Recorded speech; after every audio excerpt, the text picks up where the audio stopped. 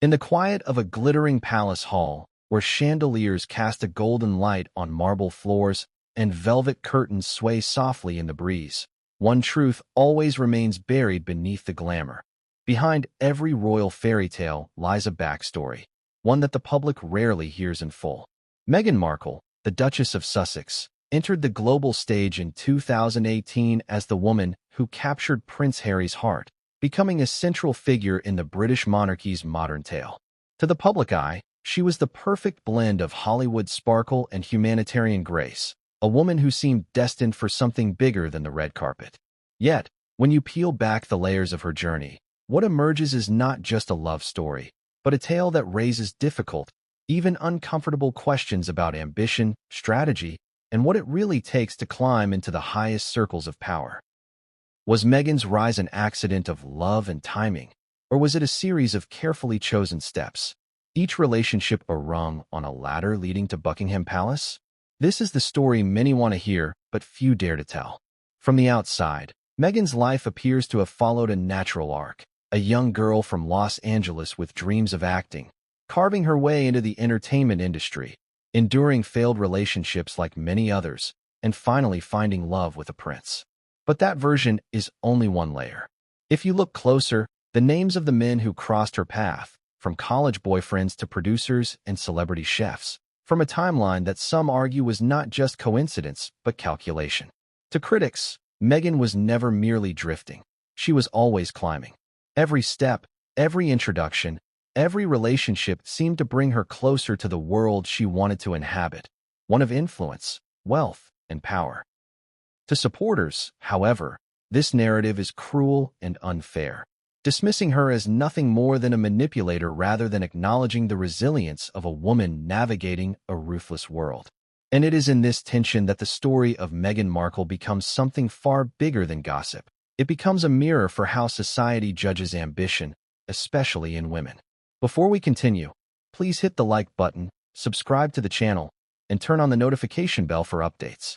The introduction to her story must begin where it all began, a young woman at Northwestern University, away from her home in Los Angeles, standing at the cusp of adulthood. Meghan was ambitious even then, pursuing a double major in theater and international studies, already revealing her desire to straddle two worlds, the artistic and the political. This was not a woman content with mediocrity. When she met basketball star Steve Lepore in her first year, it seemed like a classic college romance. The athlete and the actress in training, two young people sharing laughter and dreams. But what's telling is how Meghan carried herself even then. According to accounts, the pair was described as quite the pair by those around them, a phrase that suggests they weren't just another couple blending into the background. They drew attention, they sparked conversations. Meghan was always someone people noticed. The romance ended when Steve transferred to another college, but the story of their relationship serves as the opening chord in a symphony that would only grow louder. Was it just love, or was it also the first taste of what it meant to be paired with someone whose presence elevated her own visibility? As Meghan moved from one relationship to another, the pattern began to emerge. Sean Zakin, an actor and screenwriter, came next, followed by Brett Ryland, another creative tied to Hollywood's storytelling machine. Each of these men had potential, connections, or careers that intersected with Meghan's ambitions. These relationships didn't last long, 6 months here, 5 months there, but each left its mark. Sean would go on to appear in shows like Sex and the City, while Brett became a writer for Two Broke Girls before pivoting into social media consulting. For Meghan, the takeaways from these romances may not have been just emotional. They were lessons in networking, in understanding how the entertainment industry functioned, in seeing firsthand how careers were built or dismantled. In hindsight, these relationships form stepping stones. Critics see this as opportunism. Defenders might argue it was simply a young woman exploring love while simultaneously pursuing her goals. But the point remains, Meghan was always moving forward, never looking back. The most defining relationship before Harry, however, was not with an actor or a chef, but with Trevor Engelson, a Hollywood film producer. Their story marked a turning point because, for the first time, Meghan wasn't just dating someone adjacent to the industry. She was with someone who could open doors. Meeting in 2004 at a bar, Their relationship blossomed into an engagement in 2010 and a wedding in 2011, held in Jamaica. It was the kind of wedding that screamed Hollywood chic, sun-kissed beaches, a glamorous guest list, and two people who seemed like the embodiment of creative ambition. Trevor gave Meghan something she had long sought: access. He was the producer of films like Remember Me and Snowfall, and Meghan even landed a cameo role as a bartender in one of his projects. Their marriage seemed to cement her presence in Hollywood. Yet by 2014, the marriage was over, dissolved under the vague term of irreconcilable differences. For many, this was just another Hollywood split, but for Meghan, it was more than that. It was a clean break from a life she no longer needed. The doors had already been opened, the connections made, the experience gained. She was ready for the next climb. After Trevor came Corey Vitiello, a Canadian celebrity chef who represented a different kind of power. Corey was not Hollywood, but he was well-connected in Toronto's elite social scene. He was charming, respected, and came with a certain cultural cachet. Their relationship lasted 2 years, during which Meghan became more visible in Toronto, where she was filming Suits. Corey has since spoken about Meghan with kindness, insisting there was no bitterness and describing her as a great girl. His words contrast with the narrative of calculation, painting Meghan as someone who inspired respect even after parting ways. Yet the timing of their breakup in 2016 coincides almost exactly with the moment Meghan met Prince Harry through mutual friends. And here lies one of the most striking moments in her story. Within weeks of ending a steady, long-term relationship, Meghan was entering into a secret courtship with one of the most eligible bachelors in the world. Was it fate? Was it coincidence? Or was it another carefully timed decision? The secrecy of Meghan and Harry's early relationship only amplified the intrigue. They were set up by a friend, and Meghan, who had just come off a serious romance, suddenly found herself in conversations and private meetings with a prince. For months, the public knew nothing. This was the incubation stage of what would become one of the most scrutinized relationships in modern history. By 2017, when Meghan appeared at the Invictus Games by Harry's side, the world exploded with fascination. The actress from Suits was now the girlfriend of the Duke of Sussex. Overnight, Meghan's narrative shifted. She was no longer just an actress, no longer just the ex-wife of a Hollywood producer, no longer just the girlfriend of a celebrity chef.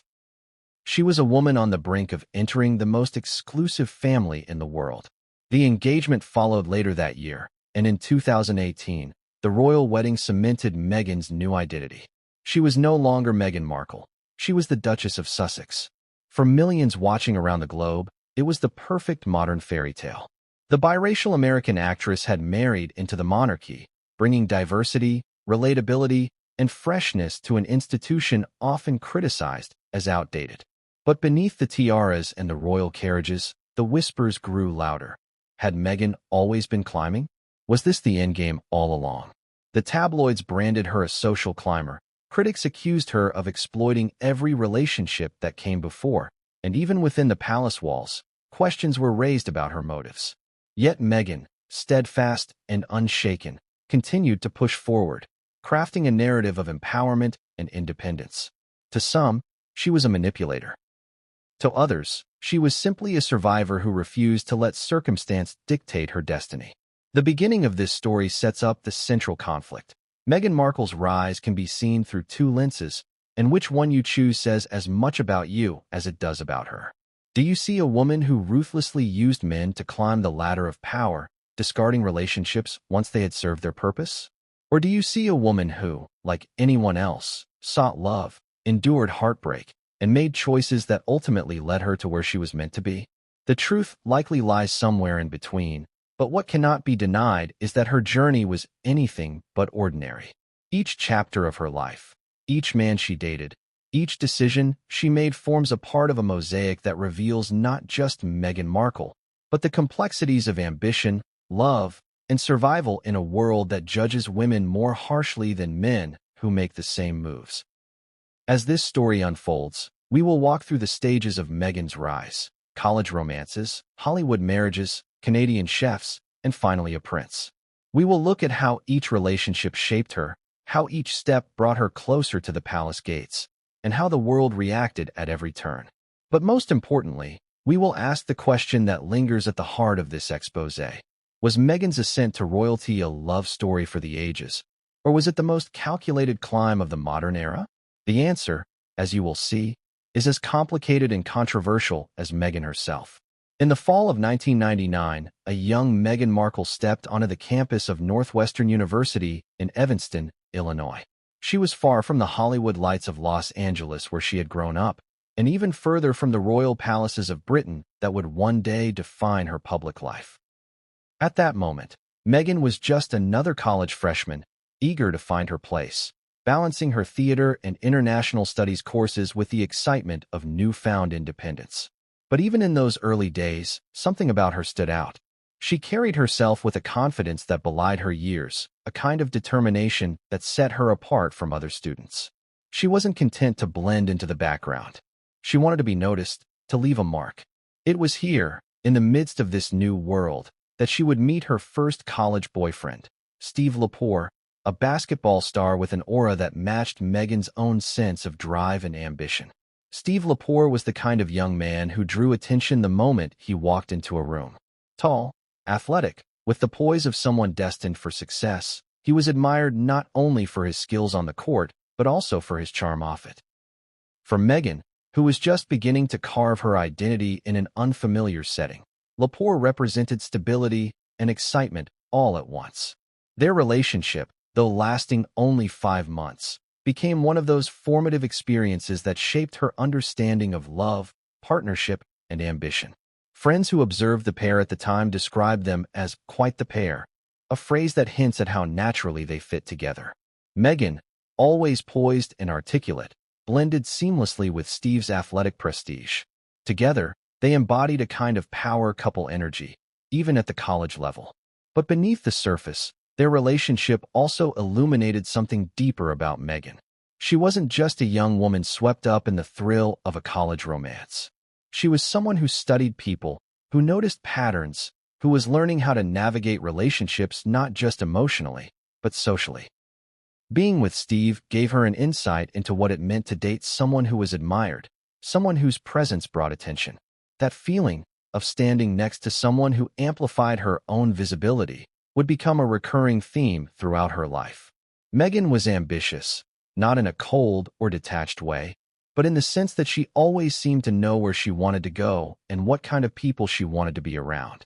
For her, relationships were never just about companionship. They were also about growth and opportunity. The romance with Steve was short-lived, ending when he transferred to another college in North Carolina. On the surface, it was a simple story of two young people whose paths diverged. But for Meghan, the end of that relationship did not leave her shattered or lost. Instead, it seemed to fuel her determination to keep moving forward. She had tasted what it was like to be in a partnership that others admired, and though it ended, she carried the lesson with her. Connections matter, and the right relationship can open doors in unexpected ways. For Steve, life moved on into a different direction, while Meghan pressed forward in her pursuit of theater, international studies, and the dream of building a career beyond the ordinary. As she returned to her studies and threw herself deeper into theater, Meghan's resilience shone through. She had not come to Northwestern to settle for mediocrity. Her double major was not chosen lightly. She wanted a career in performance, yes, but she also understood the value of global awareness and diplomacy. It was almost prophetic, considering how her future would intertwine both. She took on plays, sharpened her performance skills, and slowly built a network of friends and acquaintances who admired her energy. While others might have been content to coast through college, Meghan always seemed to be chasing something bigger. Steve had been the first man to walk alongside her on that journey, but he would not be the last. Meghan was learning, adapting, preparing for what was to come. The lingering question that critics ask when they revisit this early chapter of Meghan's life is whether this relationship was purely about young love, or whether it already revealed the beginnings of a pattern. Was Meghan simply a young woman falling for a popular athlete, as so many students do? Or was she drawn to the status and visibility that came with standing next to someone admired by the crowd? It is difficult to separate the two. On one hand, Meghan was known to be affectionate, attentive, and genuinely invested in those she dated. On the other hand, Her trajectory suggests that she was never blind to the advantages her partners brought to her life. Perhaps both can be true. She cared, but she also calculated. It is this duality that makes her story so compelling. What is undeniable is that Meghan's relationship with Steve Lepore marked the start of a lifelong journey of pairing herself with men who reflected ambition, status, or opportunity. The end of that romance did not stop her from seeking love, but it set the stage for what would follow, relationships that, while sometimes brief, always seemed to align with her own upward momentum. By the time she left Steve behind, Meghan was already preparing for her next chapter, one that would bring her closer to the entertainment world she craved. That chapter came in the form of Sean Zakin, another man who, like Steve, seemed to offer not just companionship but a glimpse into the life Meghan wanted to build. The Lepore chapter may be short in duration, but in the grand story of Meghan Markle, it carries symbolic weight.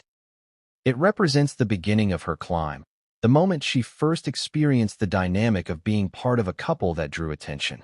To many, this would seem inconsequential, just another fleeting college romance. But in hindsight, it feels like a preview of everything to come.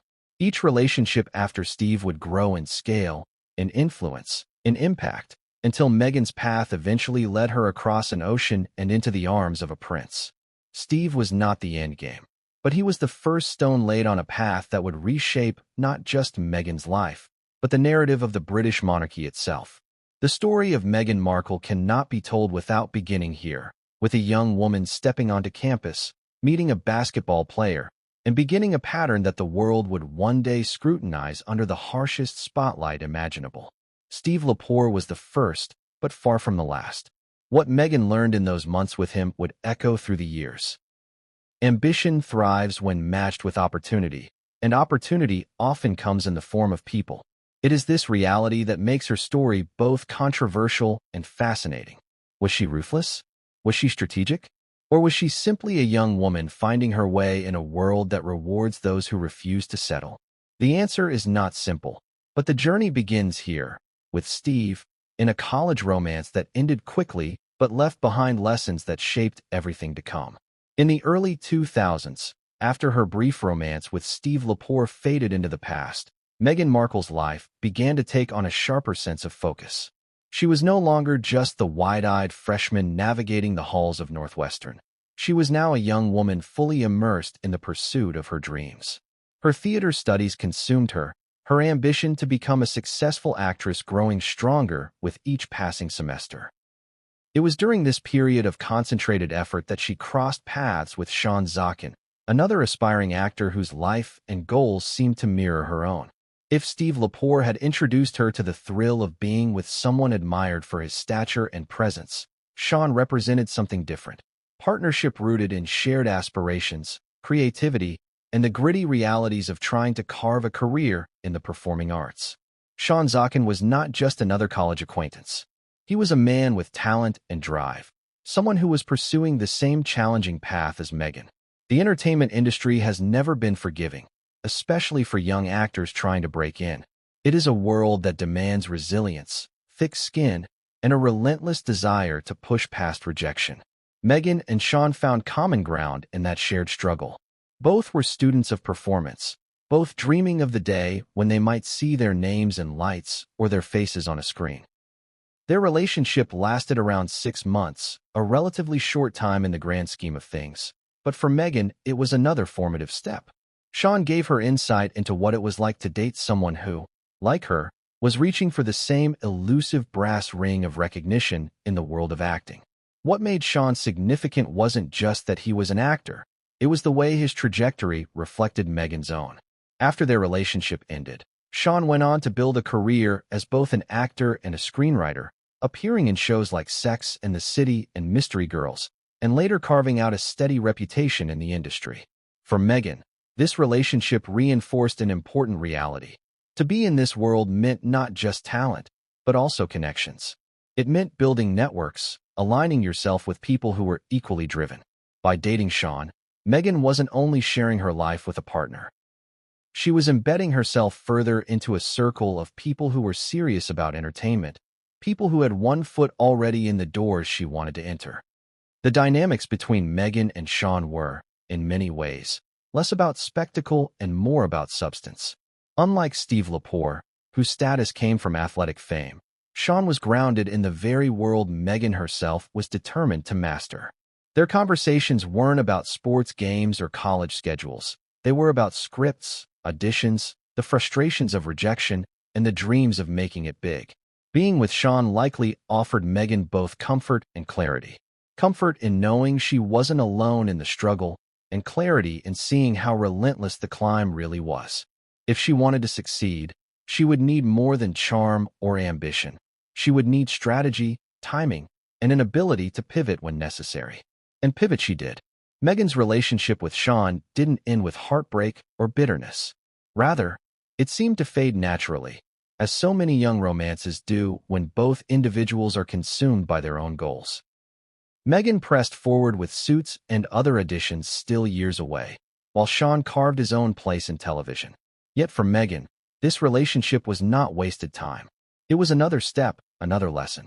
She had learned what it meant to date someone who shared her professional world, someone who understood the grind, but also someone whose presence could subtly open more doors.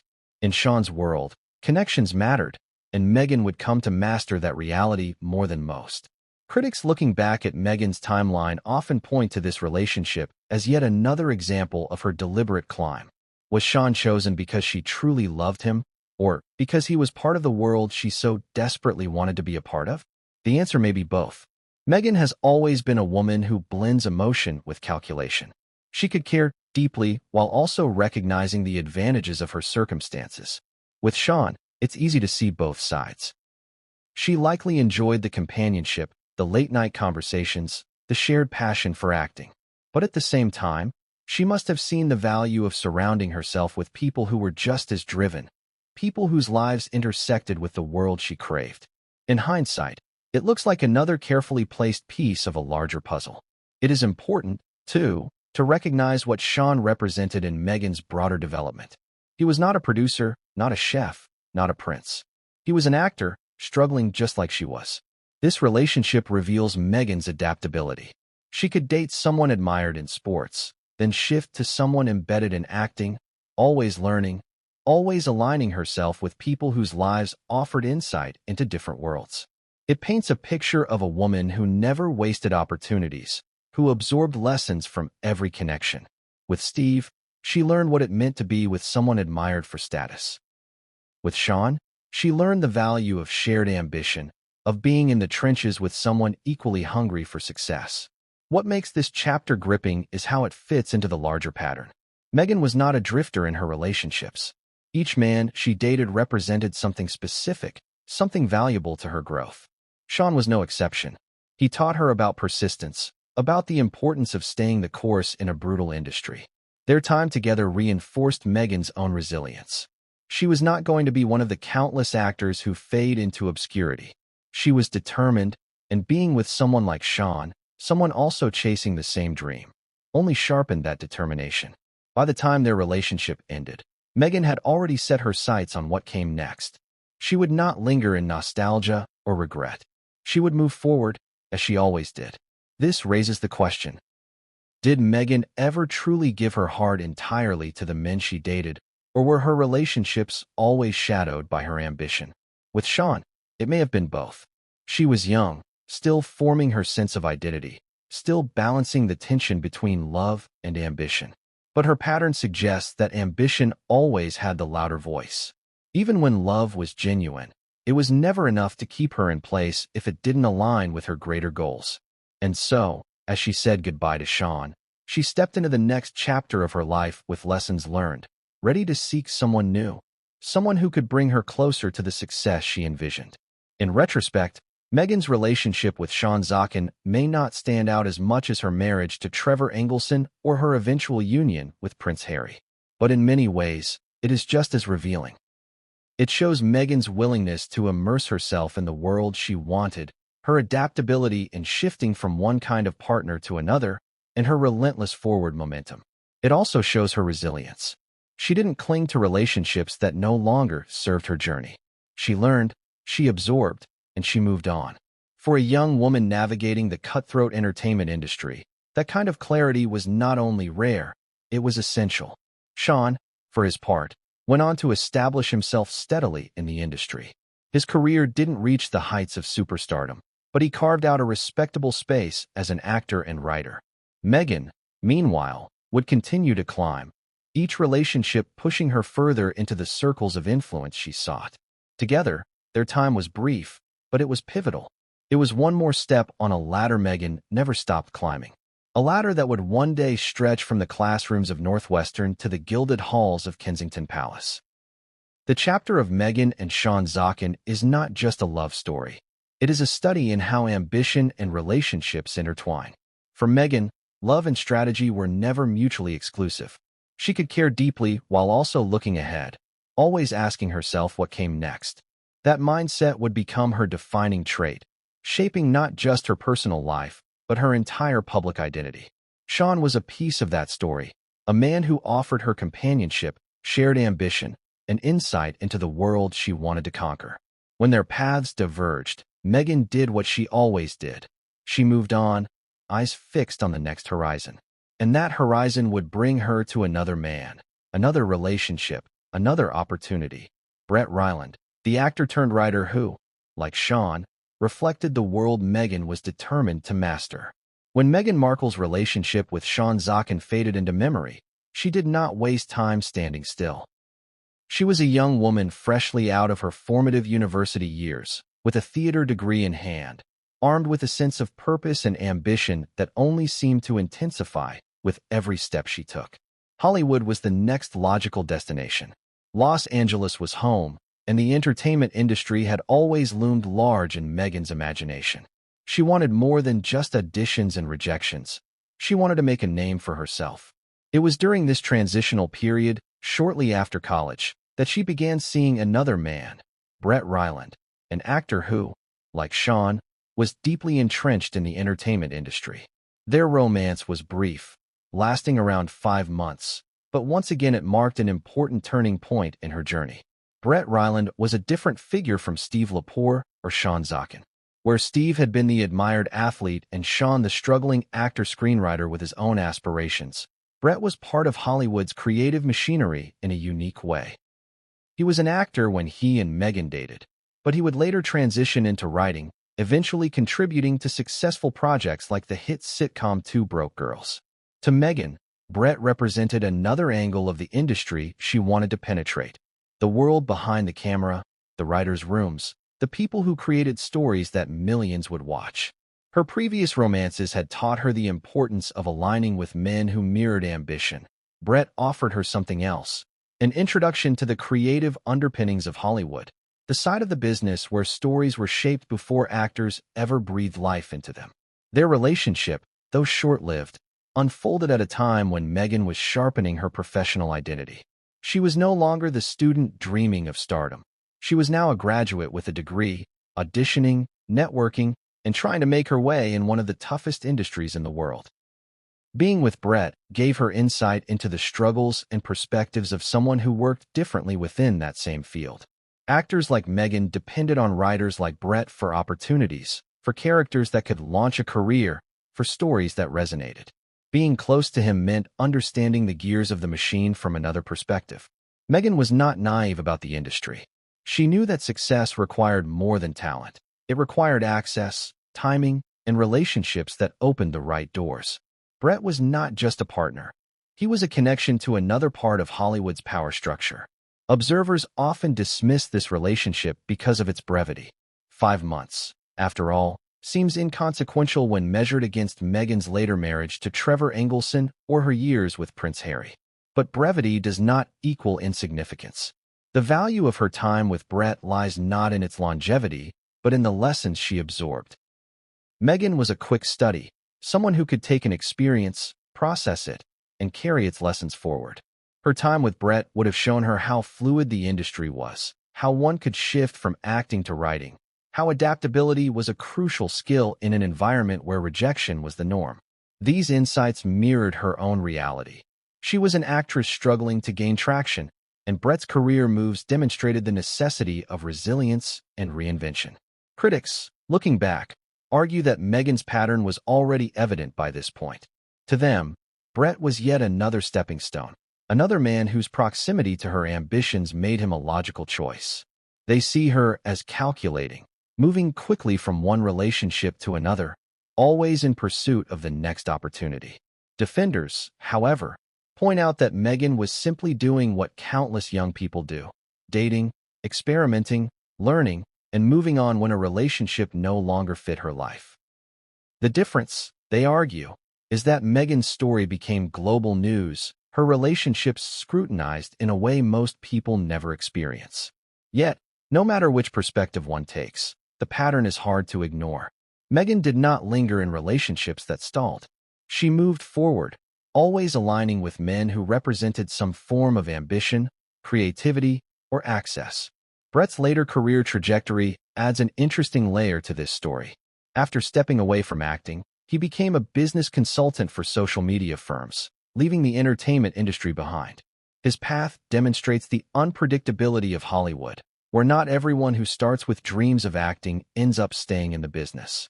Meghan, however, did not waver. She was committed to her climb, no matter how difficult. Her relationship with Brett, then, highlights the contrast between her relentless pursuit and the paths of others who chose stability over ambition. Meghan was not interested in safe choices. She wanted the spotlight, the influence, the opportunities that only came from being at the top. And when a relationship no longer aligned with that vision, she did what she always did. She walked away. It is worth imagining Meghan during this time, auditioning for roles, enduring rejection after rejection, yet presenting herself with poise and determination. Hollywood is littered with the broken dreams of actors who gave up after years of struggle. Meghan was not one of them. She was strategic, resilient, and always seeking new ways to position herself. Dating Brett was part of that positioning. He was an actor, yes, but also someone with the potential to influence the creative process. His shift into writing only underscored that value. Meghan's willingness to immerse herself in relationships with men who represented different facets of the industry reveals a pattern of learning and adaptation. She was never static. She was always evolving. Their romance ended without drama, as many short-lived relationships do. There are no reports of bitterness or scandal, only the quiet acknowledgement that their lives were moving in different directions. Meghan's focus remained firmly fixed on her career, while Brett would eventually chart a different course. For Meghan, the end of the relationship was not a setback. It was another moment of clarity. She had tasted yet another angle of the entertainment world, learned what she needed, and was ready to move on. Each relationship was a classroom, and Meghan was an attentive student. She absorbed lessons about ambition, creativity, resilience, and adaptability. And with every step, she grew closer to the version of herself she envisioned. The narrative critics construct is one of a woman who deliberately used each man to climb higher, discarding them when they no longer served her purpose. Whether or not that is true, what is undeniable is Meghan's pattern of aligning herself with men whose lives mirrored ambition or offered access to worlds she wanted to enter. Steve gave her a taste of status, Sean gave her companionship and shared ambition, and Brett gave her insight into the creative and adaptive side of the industry.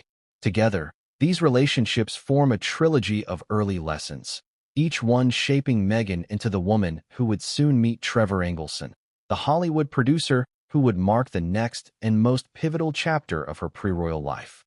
Meghan's time with Brett Ryland may not be splashed across tabloid headlines or dissected endlessly by biographers, but its importance lies in how it fits into the broader mosaic of her life.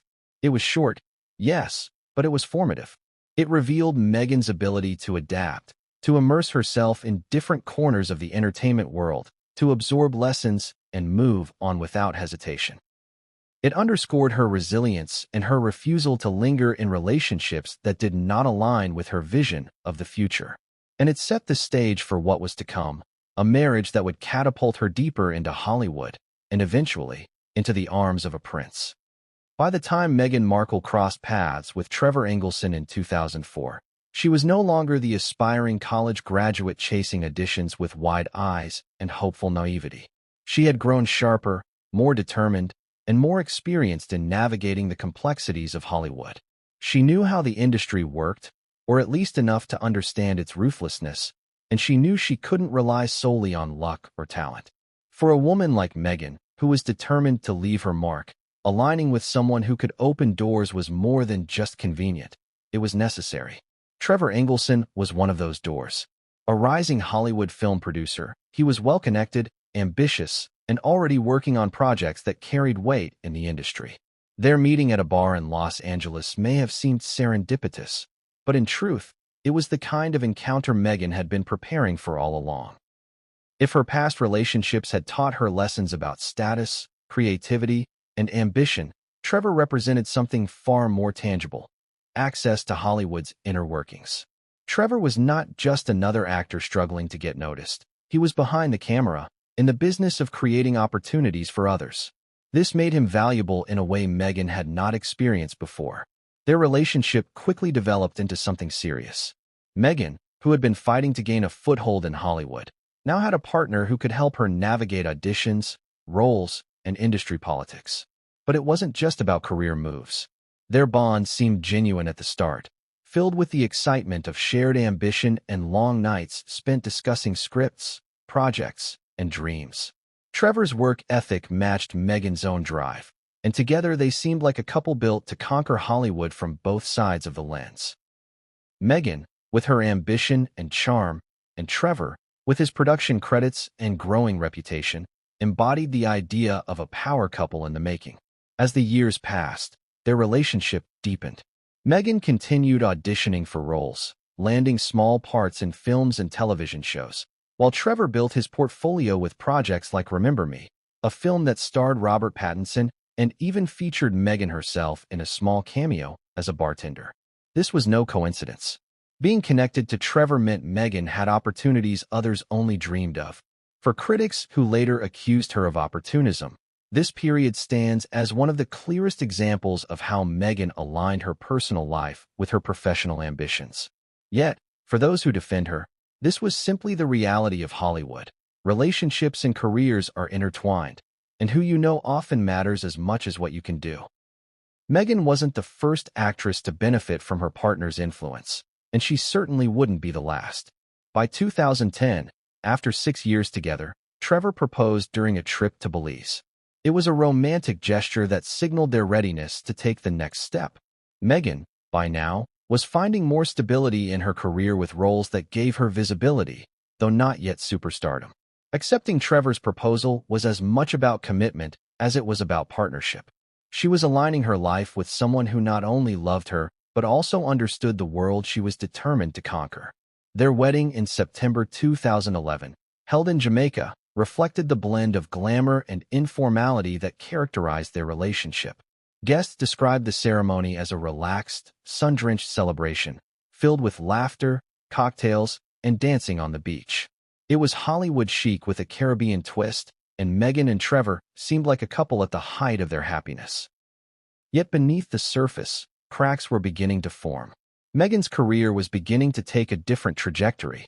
In 2011, the very same year she married Trevor, she landed the role of Rachel Zane on Suits, a legal drama filmed in Toronto, Canada. This role would become her breakout, giving her steady work and putting her in the spotlight in ways she hadn't experienced before. For Meghan, Suits was not just another job. It was the platform she had been chasing for years. But it also meant long months away from Los Angeles, away from Trevor, and away from the life they had built together. Distance began to creep into their marriage, not just physical but emotional. Meghan was thriving in Toronto, gaining independence, recognition, and the kind of self-confidence that comes from finally being seen. Trevor, meanwhile, was rooted in Hollywood, with his own career to manage. Their worlds, once aligned, began to drift apart. By 2013, the strain was undeniable. Meghan had grown into her own identity, no longer the actress leaning on her producer husband for opportunities. She was carving her own path, and with that came the realization that her marriage no longer fit the future she envisioned. When she filed for divorce in 2014, citing irreconcilable differences, it shocked those around them. After nearly a decade together, their union dissolved with surprising speed and finality. Friends of Trevor have since spoken about how blindsided he was by the decision, describing him as heartbroken and bewildered by Meghan's sudden departure. For Meghan, however, it was another decisive move. She had built her foundation, gained her independence, and was now ready to move on. She did not linger in relationships that no longer served her ambitions, and her marriage to Trevor, once a cornerstone of her Hollywood life, had become just that. The divorce was not just the end of a marriage, it was the end of an era. Trevor represented Meghan's entry into Hollywood, her apprenticeship in the world of producers, scripts, and projects. With him, she had learned the mechanics of the industry, gained access to opportunities, and sharpened her understanding of what it meant to survive in that competitive landscape. But once she had what she needed, visibility, stability, and confidence, she no longer required the partnership. Critics call this cold, pointing to Trevor as an example of Meghan's supposed ruthlessness. Supporters, however, see it differently. They argue that Meghan, like anyone else, had simply outgrown her relationship. She had evolved, and Trevor had not evolved with her. In their view, her decision to leave was not calculated ambition, but self-preservation. What makes this chapter of Meghan's life so fascinating is how it foreshadows everything that came later. The pattern was clear. Meghan aligned herself with partners who represented the world she wanted to inhabit, absorbed the lessons and opportunities they offered, and then moved forward when those relationships no longer aligned with her trajectory. With Trevor, the stakes were higher, the benefits more substantial, and the ending more painful. But the result was the same. Meghan came out stronger, more independent, and more determined than ever. By the time she left Trevor behind, she was no longer just a Hollywood actress. She was Meghan Markle, star of Suits, a woman with her own identity, her own brand, and her own power. Trevor, for his part, moved on as well, continuing his work in Hollywood and eventually remarrying. But the shadow of his relationship with Meghan has never entirely left him. Biographers and tabloids often revisit their marriage, casting Trevor as the man who helped Meghan climb only to be discarded when she no longer needed him. It is an unflattering portrayal for Meghan, but one that feeds into the broader narrative of her life. Ambition above all else. Whether fair or not, it is the perception that continues to follow her, shaping how the public interprets every move she makes. The Trevor Engelson chapter is pivotal because it marks Meghan's transition from aspiring actress to independent star. With Trevor, she gained access to Hollywood. Without him, she proved she could stand on her own. Their marriage, like her earlier relationships, was a stepping stone, but it was also a test. It tested her resilience, her independence, and her willingness to walk away when something no longer served her. Meghan passed that test, and in doing so, she set the stage for the next phase of her journey. Soon, she would meet Corey Vitiello, a Canadian celebrity chef whose world was far removed from Hollywood's cutthroat scene, yet still connected to circles of influence and prestige. With Corey, Meghan would continue her pattern, always moving forward, always climbing, always aligning herself with partners who reflected her own relentless drive.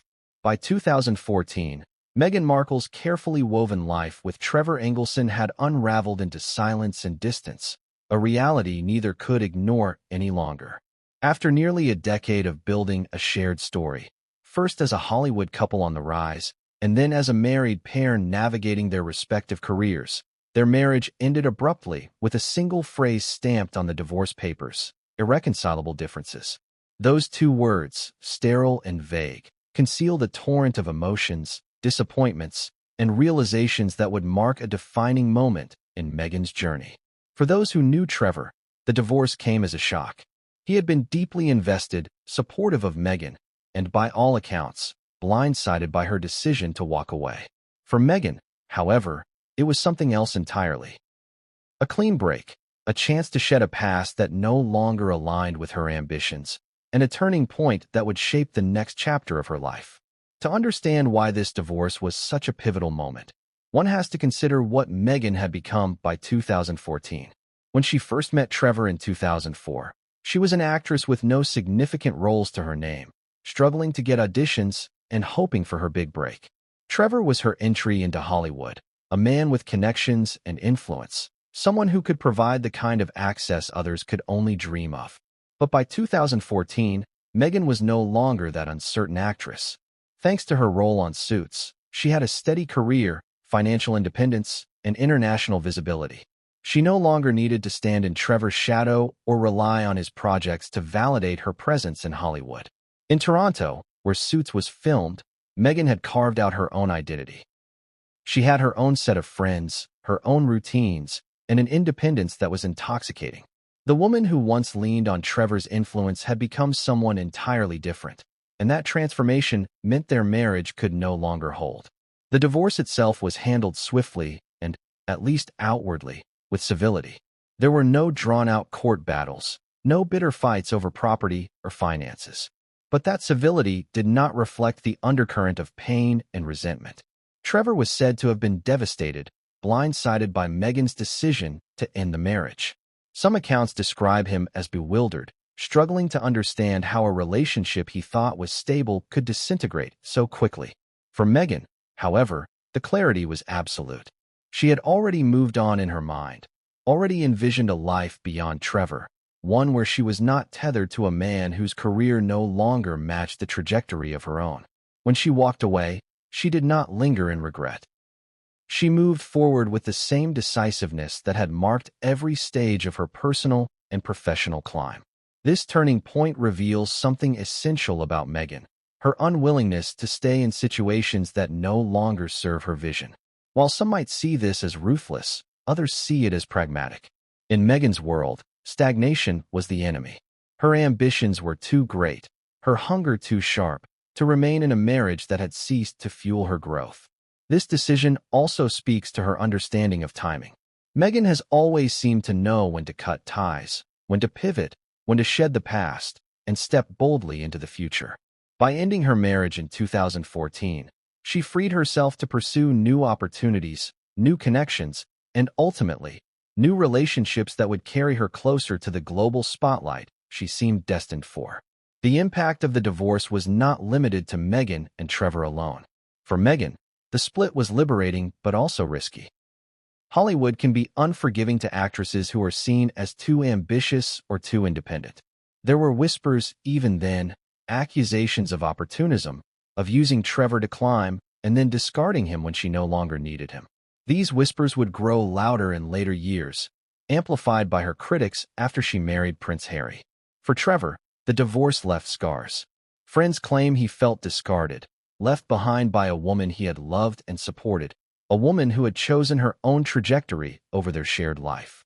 In many ways, Trevor's story became a cautionary tale of what happens when ambition and love collide, and ambition wins. But perhaps the most significant consequence of Meghan's divorce was the way it marked the beginning of her transformation from Hollywood actress to global figure. Free from her marriage, Meghan began to reshape her life. She immersed herself in humanitarian work, becoming more involved in women's advocacy and social justice issues. She cultivated her public image not just as an actress, but as a woman of substance, someone with a voice and a mission. This was not just reinvention, it was preparation. Though she could not have predicted it at the time, this period of independence was laying the groundwork for her eventual meeting with Prince Harry. Without the divorce, Meghan might never have been in the right place, emotionally and geographically, to step into the royal world. The end of her marriage to Trevor was, in hindsight, the doorway to her most consequential chapter. The divorce also underscored Meghan's pattern of forward motion. She did not cling to relationships out of sentimentality. When they no longer aligned with her vision, she moved on. This decisiveness has been interpreted in different ways. Critics see cold calculation, supporters see empowerment. But either way, it is a trait that defined her journey. Meghan's marriage to Trevor was significant, not because it lasted forever, but because it represented a stage in her climb, a stage she completed and left behind when she no longer needed it. It was not an ending so much as a pivot, a redirection of energy toward the next phase of her ascent. For Trevor, life eventually went on.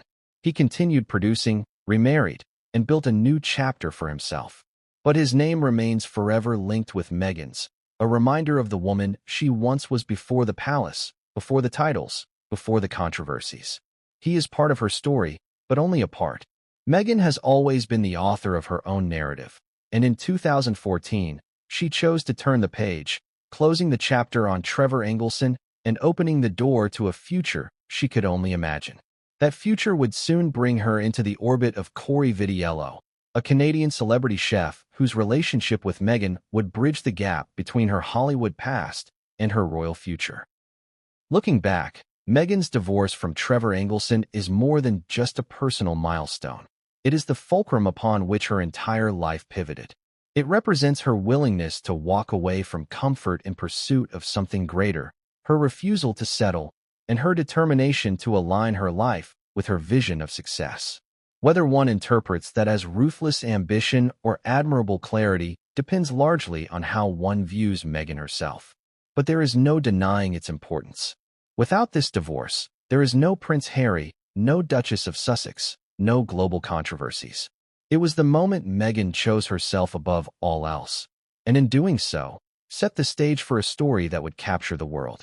After the dust of her divorce from Trevor Engelson settled in 2014, Meghan Markle found herself at a crossroads. She had walked away from a nearly decade-long relationship, cut ties with the man who had once been her anchor in Hollywood, and was stepping fully into her independence. For many women, such a chapter would be marked by a pause, a period of self-reflection or retreat. But Meghan was not wired for retreat. She had never been someone who lingered in the past. Instead, she redirected her energy toward her career, her humanitarian endeavors, and, once again, into her personal relationships. It was during this period that she met Corey Vitiello, a Canadian celebrity chef who would become her partner for nearly 2 years. Their relationship, though quieter and less publicized than others in her life, played a crucial role in bridging Meghan's Hollywood past with the royal future that was about to unfold. Corey Vitiello was not part of Hollywood's cutthroat machinery. He was not an actor, not a producer, not a writer. He was a chef, known for his culinary talents and his status as one of Toronto's most respected restaurateurs. To Meghan, who was now spending long stretches of time in Toronto filming Suits, Corey represented a different kind of stability. He was grounded, established, and connected to a social world that was both glamorous and sophisticated. Being with him gave Meghan a foothold in Toronto's elite circles, a network of influencers, artists, and entrepreneurs that complemented her growing success on screen. It was a relationship that allowed her to recalibrate after the chaos of her divorce, giving her a chance to experience something that looked, at least on the surface, like balance. Their romance began quietly, without the fanfare that had surrounded her marriage to Trevor. Meghan had become more cautious by this point, more aware of how her personal life intersected with her public identity. Corey, for his part, was known to be charming, charismatic, and deeply passionate about his craft. He owned several restaurants in Toronto, and his reputation in the culinary world was well established. For Meghan, whose lifestyle blog The Tig often explored food, travel, and culture, Corey's world fit seamlessly with hers. Together, they attended events, hosted dinners, and appeared in the social circles of Toronto's elite. Their relationship was, by many accounts, warm and respectful. Corey would later speak of Meghan with nothing but admiration, even after their breakup, describing her as a great girl and insisting that he held no bitterness. But beneath the warmth and admiration, Meghan's pattern remained visible. Even while in a relationship that appeared stable, she continued to build her independence and her image. Suits was thriving, and Meghan's star was rising. She traveled, networked, and cultivated her humanitarian profile. The relationship with Corey did not overshadow her ambitions, it supported them. Corey's presence allowed her to move comfortably in influential circles, but he was not the center of her world. Meghan had learned from her marriage to Trevor that she could not afford to tether her identity to a man's career. With Corey, she balanced affection with independence, ensuring that she was always in control of her trajectory. Still, questions linger about the timing of their breakup and Meghan's subsequent relationship with Prince Harry. Corey and Meghan reportedly ended things in 2016, around the same time Meghan was introduced to Harry through mutual friends. The overlap in timing has fueled speculation for years. Did Meghan end her relationship with Corey because she had already set her sights on Harry? Was it coincidence that their breakup aligned so closely with the beginning of her royal romance? Corey himself has never suggested anything scandalous, always maintaining a respectful distance from Meghan's royal story. Yet the timing raises inevitable questions, questions that fit neatly into the broader narrative of Meghan's life. When an opportunity for greater influence arises, she seizes it without hesitation. What makes Corey's chapter fascinating is how it demonstrates Meghan's adaptability. With Trevor, she had immersed herself in Hollywood's world of producers and projects. With Corey, she shifted into a different sphere: food, culture, and Toronto's social scene. Each relationship seemed to serve a dual purpose: emotional companionship and strategic positioning. Meghan was never aimless in her choices. She gravitated toward men who not only reflected her own ambition, but also opened new avenues of experience and opportunity. With Corey, she gained credibility in Toronto, a city that had become her second home thanks to Suits. This credibility mattered, because Toronto was where she would eventually meet the man who would change her life forever. Corey's perspective after their breakup provides another layer to the story. Speaking to the press, he expressed nothing but respect for Meghan. He made it clear that he did not want to insert himself into her royal narrative, stating that doing so would feel self-serving and opportunistic. His words contrast sharply with the accusations of critics who paint Meghan as ruthless and calculating.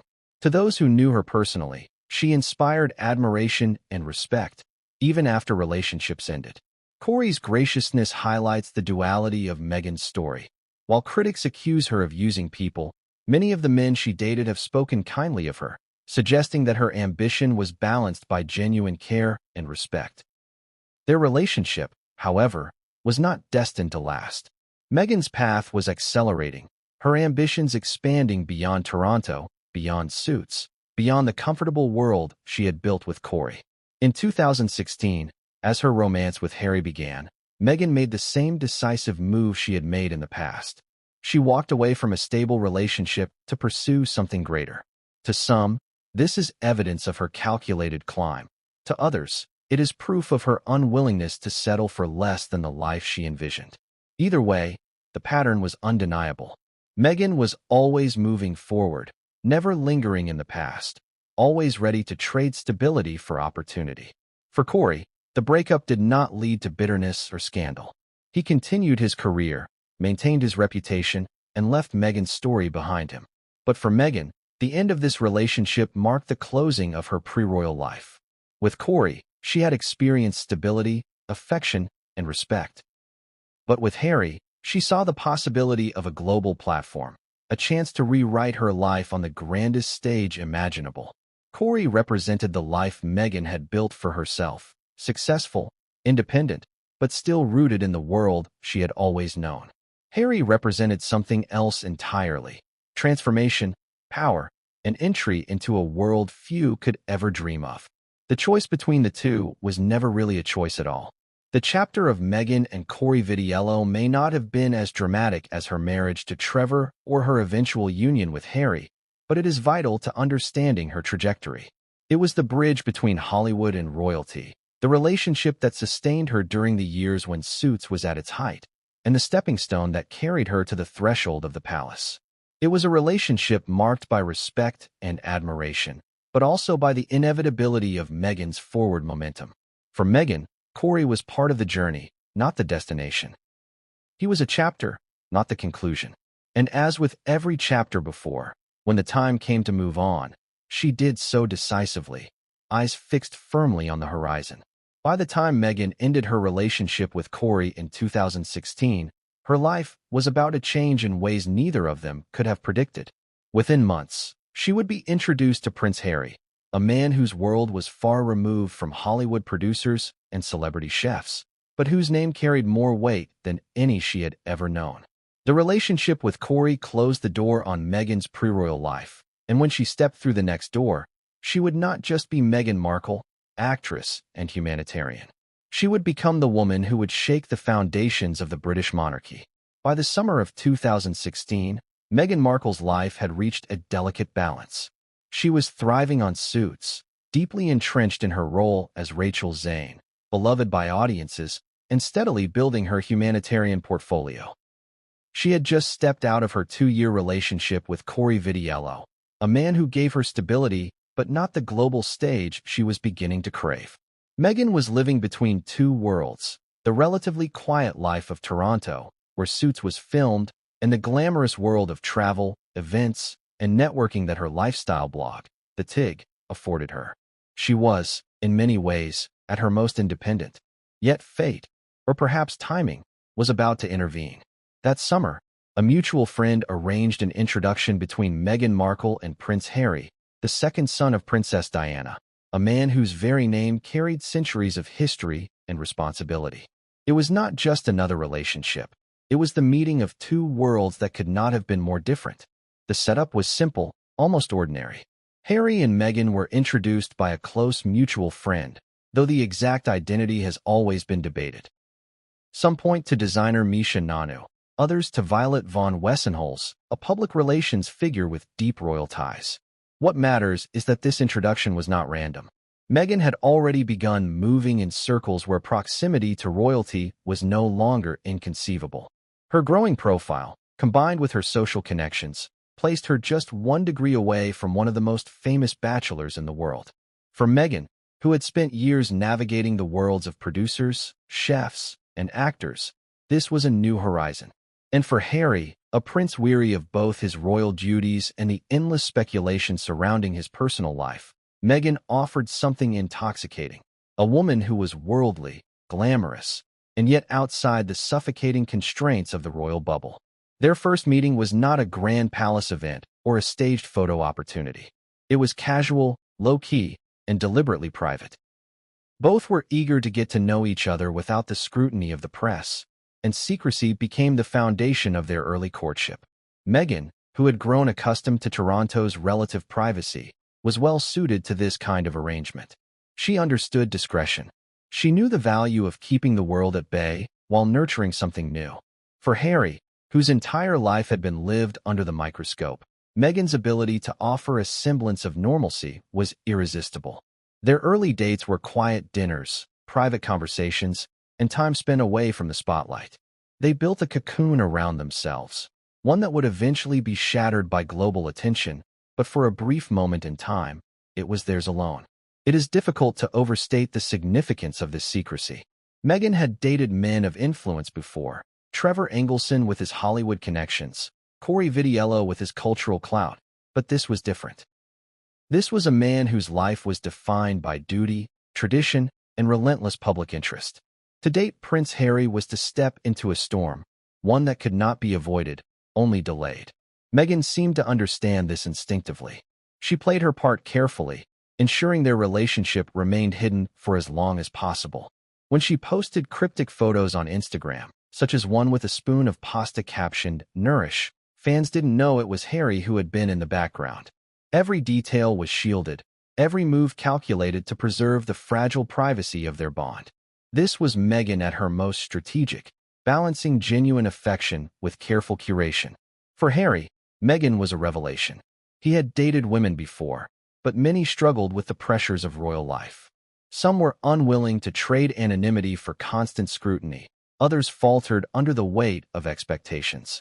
Meghan was different. She was already used to cameras, already adept at presenting herself in public, already comfortable navigating the intersection of personal and professional life. Unlike other women he had dated, Meghan did not shrink from the spotlight. She thrived in it. At the same time, she offered Harry the warmth and empathy he had long craved. Their conversations were said to be deep and meaningful, touching on everything from humanitarian issues to the legacy of his mother, Princess Diana. For Harry, Meghan was not just a partner. She was a confidant, someone who understood the pain of being misunderstood and the desire to craft one's own narrative. But even in those early days, critics would later argue, Meghan's ambition was present. She knew who Harry was. She knew what his name meant. To dismiss that would be naive. And yet, it is equally true that Meghan brought something to Harry's life that few could: a sense of freedom. With Meghan, Harry could step outside of his gilded cage, even if only temporarily. He could sit in a Toronto apartment, cook dinner, and watch television like any other couple. He could laugh, confide, and dream without the weight of royal protocol pressing down on him. Meghan gave him that gift, and Harry, in return, gave Meghan access to a world no producer, chef, or writer could have offered. Their relationship was symbiotic. each providing the other with something deeply craved. Secrecy also fueled the intensity of their romance. Because they had to hide, every stolen moment carried more weight. Every dinner, every quiet walk, every whispered conversation became a kind of rebellion against the world outside. This intensity forged a bond that might not have developed as quickly under normal circumstances. Within weeks, Harry was said to be smitten, texting and calling Meghan constantly.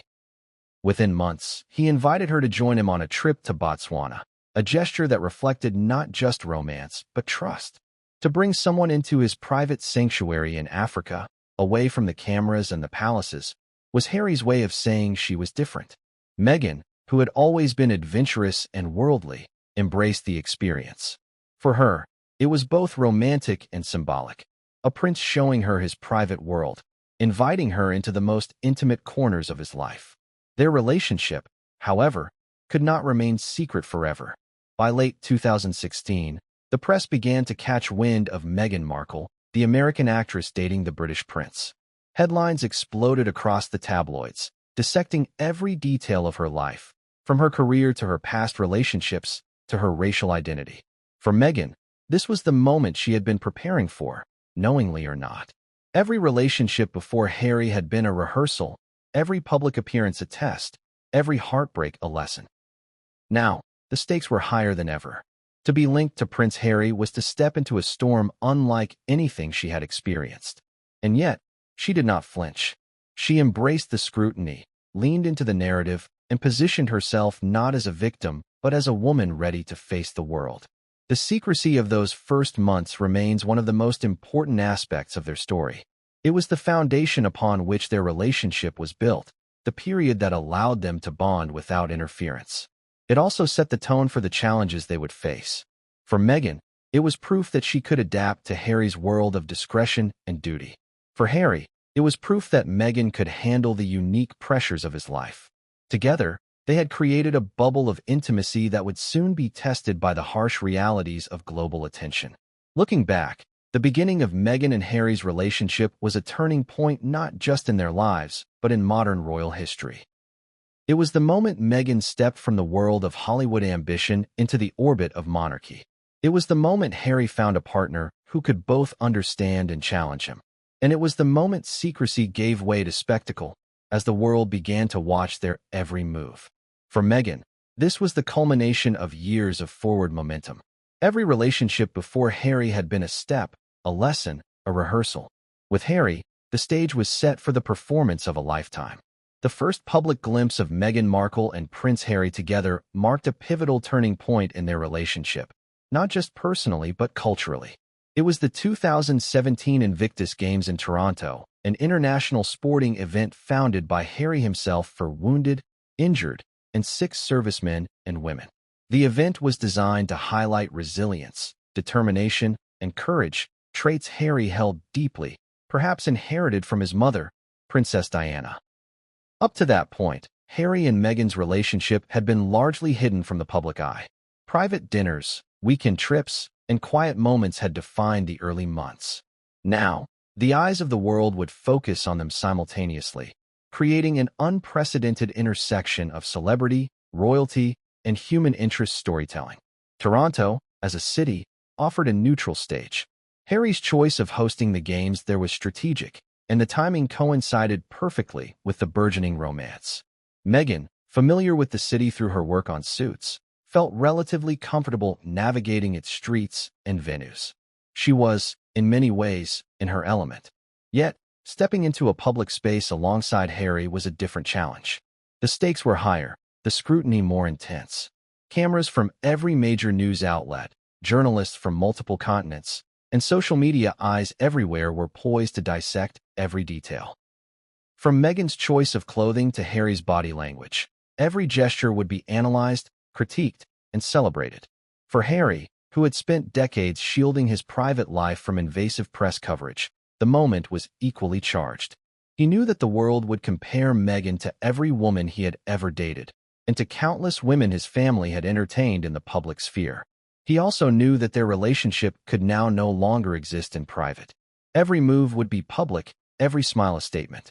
The day of the event arrived with anticipation thick in the air. Fans had gathered, some hoping to catch a glimpse of the games, others hoping to see the man behind the headlines and the woman who had captured his attention. Meghan arrived with understated elegance, wearing a coat and scarf that spoke of quiet confidence rather than ostentation. There were whispers immediately. Is that her? She's stunning. She looks different from the tabloid's caricature. Meghan's composure was impeccable. She understood that this was more than a casual appearance. It was the first step into a world that could both elevate and scrutinize her. As she moved through the crowd, shaking hands with wounded veterans and volunteers, she exuded warmth and poise. The optics were clear. Meghan was compassionate, approachable, and capable of stepping seamlessly into the public eye alongside a prince. Harry, in contrast, exhibited a subtle mix of pride and protectiveness. Every glance he cast toward Meghan was measured yet unmistakable. He was acutely aware of the cameras, of the potential narratives being constructed in real time. But he was also conscious of something more intimate. Meghan was his partner, his confidant, the woman with whom he had shared secrets, laughter, and tender moments in private. The juxtaposition of public spectacle and private devotion created a tension that defined their early appearances together. Harry's demeanor reflected both his royal upbringing and his personal emotions. He was not only supporting a global sporting event for veterans, but also introducing a new chapter of his personal life to a world that demanded perfection. Their first formal engagement together at the Invictus Games was filled with nuanced symbolism.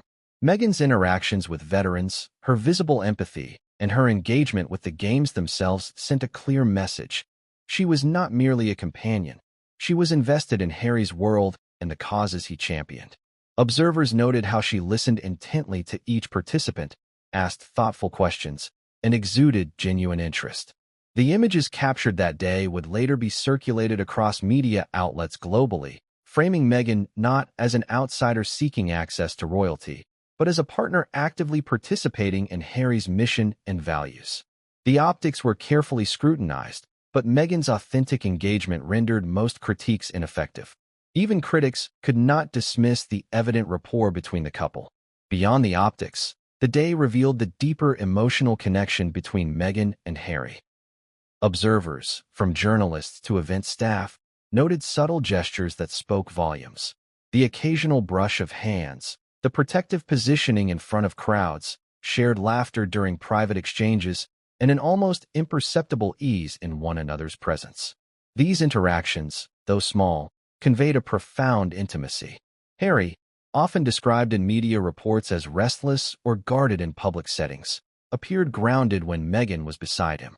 Likewise, Meghan, navigating a high-pressure environment for the first time in such a public context, seemed empowered rather than overwhelmed. Their synergy was undeniable, a silent yet eloquent statement of their bond. The aftermath of their public reveal was immediate and intense. The media erupted with coverage, ranging from adoring profiles to skeptical critiques. Headlines splashed across newspapers and websites highlighted Meghan as the American actress captured by a prince, framing her within narratives that both romanticized and problematized her entrance into the royal sphere. Social media buzzed with memes, analyses, and debates about her suitability, demeanor, and potential influence on Harry. Some commentators praised her poise, empathy, and intelligence. Others questioned her intentions, her background, and her ability to navigate royal protocol. The scrutiny was relentless, yet Meghan's first public appearance alongside Harry had already set a precedent. She could hold her own in the spotlight, complimenting Harry without being overshadowed, yet not dominating inappropriately. It was a delicate balance, one few could achieve so immediately. The Invictus Games also signaled a subtle, yet critical shift in Harry's public narrative. Prior to Meghan, Harry's appearances often centered on charity, military engagement, or ceremonial duties. Now, his personal life had become a visible component of his public persona. Meghan's presence humanized him further, adding dimensions of romance, partnership, and relatability that journalists quickly seized upon. Their chemistry, evident yet understated, contrasted with the calculated grandeur often associated with royal appearances. For many observers, This blend of authenticity and elegance marked the beginning of a new era, one where Harry's personal happiness could coexist publicly with his royal responsibilities, albeit not without complications. However, the intensity of attention also carried risks. The press's gaze, while admiring, was also invasive. Photographers circled relentlessly, speculation ran rampant, and Meghan's every expression was analyzed. This exposure introduced early challenges for the couple, testing their resilience and unity. Harry, protective and increasingly aware of the toll that media scrutiny could exact, began to strategize ways to shield Meghan without isolating her. Meghan, already adept at navigating media landscapes through her acting and lifestyle ventures, learned to anticipate intrusion, manage optics, and remain composed under pressure. Together, they were developing a partnership not just romantic, but tactical, a team capable of navigating unprecedented attention while maintaining personal integrity. As the day drew to a close, Meghan and Harry left the public arena with a sense of accomplishment. Their debut as a couple had been executed flawlessly, demonstrating poise, empathy, and connection. For Harry, it was confirmation that he had found someone who could match his pace, share his commitments, and navigate the complexities of royal life without losing authenticity. For Meghan, it was a public baptism into a world she had long observed from the periphery, now experienced intimately, and with her partner by her side. The Invictus Games served as a stage, but more importantly, as a proving ground for the future. The public reveal at the Invictus Games was more than a mere appearance. It was the first major indication that Meghan Markle would not merely be a passive observer of royal life. She was prepared, informed, and ready to step into a role that demanded scrutiny, grace, and adaptability. It also underscored the emerging dynamic between her and Harry, a blend of affection, strategy, and mutual respect.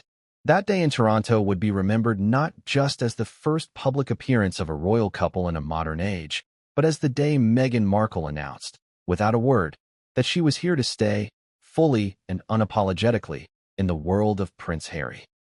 After the whirlwind of the Invictus Games, Meghan Markle entered a period of profound transition. She was no longer simply an American actress known for her role on a popular television show. She was now a figure under the microscope of one of the most scrutinized families in the world. The transition was as much psychological as it was practical. Moving from a life centered on independence, career choice, and media control to one where every action could spark headlines, speculation, or criticism demanded a recalibration of her identity. Meghan's adjustment to royal life would become a central narrative in the coming months, a story of resilience, conflict, and the high-stakes navigation of tradition versus modernity. Initially, Meghan embraced the visible responsibilities that came with being Harry's partner. She attended public engagements alongside him, ranging from charity events to cultural gatherings. At each event, she had to master an intricate dance, maintaining authenticity while adhering to unspoken protocols of royal conduct. Even simple gestures, handshakes, posture, eye contact, were analyzed by commentators, journalists, and social media users. A single misstep could be seized upon as evidence of unpreparedness or disrespect. For Meghan, every public appearance became a performance of diplomacy, poise, and emotional intelligence, balancing personal charm with the expectations of centuries of royal tradition. Despite her careful navigation, Meghan quickly encountered early controversies. One of the first involved questions about her background. As an American, a woman of mixed heritage, and a professional accustomed to independence, Meghan represented a departure from the typical royal companion. Some traditionalists expressed concern about her ability to integrate into the British monarchy, citing her career, nationality, and prior lifestyle as potential obstacles. Gossip columns amplified minor missteps, while social media debates erupted over the suitability of an American actress entering the royal fold. These early controversies, though sometimes fueled by thin evidence, created a persistent undercurrent of tension. Meghan had to learn to weather scrutiny without losing her composure or alienating supporters, a skill that would prove critical in the years to come. Meghan's adaptation extended beyond public appearances to private rituals of royal life. She underwent etiquette coaching, learning the formalities of greetings, correspondence, and seating arrangements that had defined royal conduct for generations. She navigated complex schedules of engagements, charitable commitments, and official visits, often balancing these with Harry's own responsibilities. The couple's synergy was crucial during this period. Harry's protective guidance complemented Meghan's willingness to learn and adapt. Together, they forged a partnership that combined emotional support with tactical navigation of public and institutional expectations. Even within the private sphere, Meghan faced challenges. Royal households are famously hierarchical, with established staff, long-standing routines, and a culture steeped in tradition. Integrating into this environment required diplomacy and patience. Meghan's efforts to bring her own values, perspectives, and modern sensibilities into these structures were sometimes met with subtle resistance. Observers and insiders later suggested that her attempts to introduce new approaches to communication, scheduling, and event management were interpreted as disruption rather than innovation. The tension between modernization and tradition, while not uncommon in institutions of this scale, placed Meghan in a delicate position. She had to assert her individuality while respecting the existing structures, a balancing act fraught with potential pitfalls. Publicly, Meghan faced additional scrutiny regarding her interactions with the media. While she had previously cultivated a controlled public image through her acting career, the royal context demanded a different strategy. The press, long accustomed to reporting on Harry's life in isolation, now focused on the couple as a unit. Meghan's every statement, smile, and appearance was dissected for hidden meanings, power dynamics, and potential controversies. Early media coverage often oscillated between admiration and criticism, creating a relentless feedback loop that amplified minor incidents into significant narratives. This exposure tested Meghan's resilience and highlighted the stakes of her new life. One of the first major controversies that arose involved Meghan's interactions with the press regarding her philanthropic interests. She began to advocate publicly for gender equality, women's empowerment, and mental health awareness. While these causes were widely supported, some outlets criticized the timing, suggesting that she was leveraging her relationship with Harry for publicity. The juxtaposition of personal advocacy and public perception created a tension that Meghan had to navigate carefully. She had to maintain authenticity in her causes while being mindful of how her statements could be reframed or misinterpreted, a challenge unique to the royal media landscape. Social media became both a tool and a threat. Meghan's presence online had been minimal prior to her relationship with Harry, primarily limited to professional promotions and fan interactions. Now, every post, appearance, and reported comment was subjected to intense scrutiny. Supporters rallied behind her, praising her modern approach, her transparency, and her commitment to social causes. Critics, however, often framed her actions as performative or manipulative, creating a polarized public perception. The psychological pressure of being constantly observed and judged required Meghan to develop strategies for resilience, including selective media engagement, close collaboration with Harry, and a focus on causes she genuinely cared about rather than public approval. Another early controversy arose during an official visit to Nottingham, where Meghan's engagement with the community was widely reported. While she demonstrated warmth and empathy, certain media outlets mischaracterized her demeanor as overly rehearsed or disconnected. Headlines suggested tension between Meghan and palace staff, while others speculated about disagreements with Harry's communication team. These narratives, though largely speculative, reinforced a pattern of scrutiny that Meghan would encounter repeatedly. Her response, combining grace, focus on her charitable mission, and continued partnership with Harry, began to define her public persona as resilient, conscientious, and deeply invested in making meaningful contributions beyond mere ceremonial appearances. The period from 2017 to early 2018 was a crucible in Meghan's adaptation to royal life. Each public engagement, each media interaction, and each private challenge tested her capacity to navigate unprecedented levels of attention. She learned to balance authenticity with protocol, advocacy with discretion, and personal expression with institutional expectations. The controversies, though challenging, served as lessons in resilience and strategy, equipping her to handle increasingly complex situations in the years ahead. Harry, witnessing Meghan's adaptability, continued to provide support while navigating his own responsibilities and public image. Together, they formed a unit capable of withstanding scrutiny while projecting cohesion, empathy, and purpose. By mid-2018, Meghan's early controversies had begun to crystallize into a public narrative. She was a modern, intelligent, and compassionate individual entering a traditional institution with confidence and poise, facing both admiration and criticism. Her adaptation to royal life was no longer hypothetical. It was observable in every engagement, every interaction, and every public statement. The world had witnessed her transformation from a private individual to a public figure of global interest, navigating challenges that few outsiders could comprehend.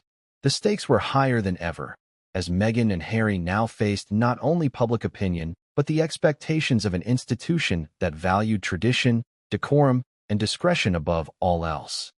The announcement of Meghan Markle's engagement to Prince Harry on November 27, 2017, was more than a royal milestone.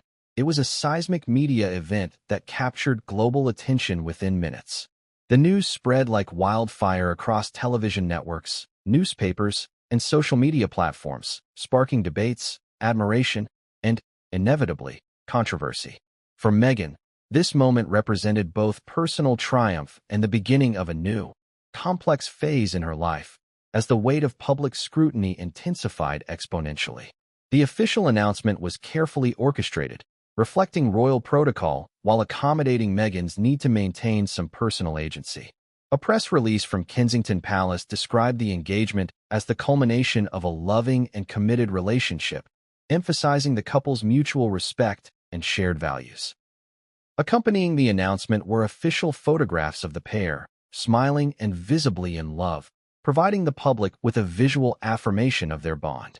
The images, however, also became a focal point for intense analysis, as commentators dissected everything from Meghan's attire to her posture, from the tone of her smile to Harry's expression of devotion. Immediately, social media erupted.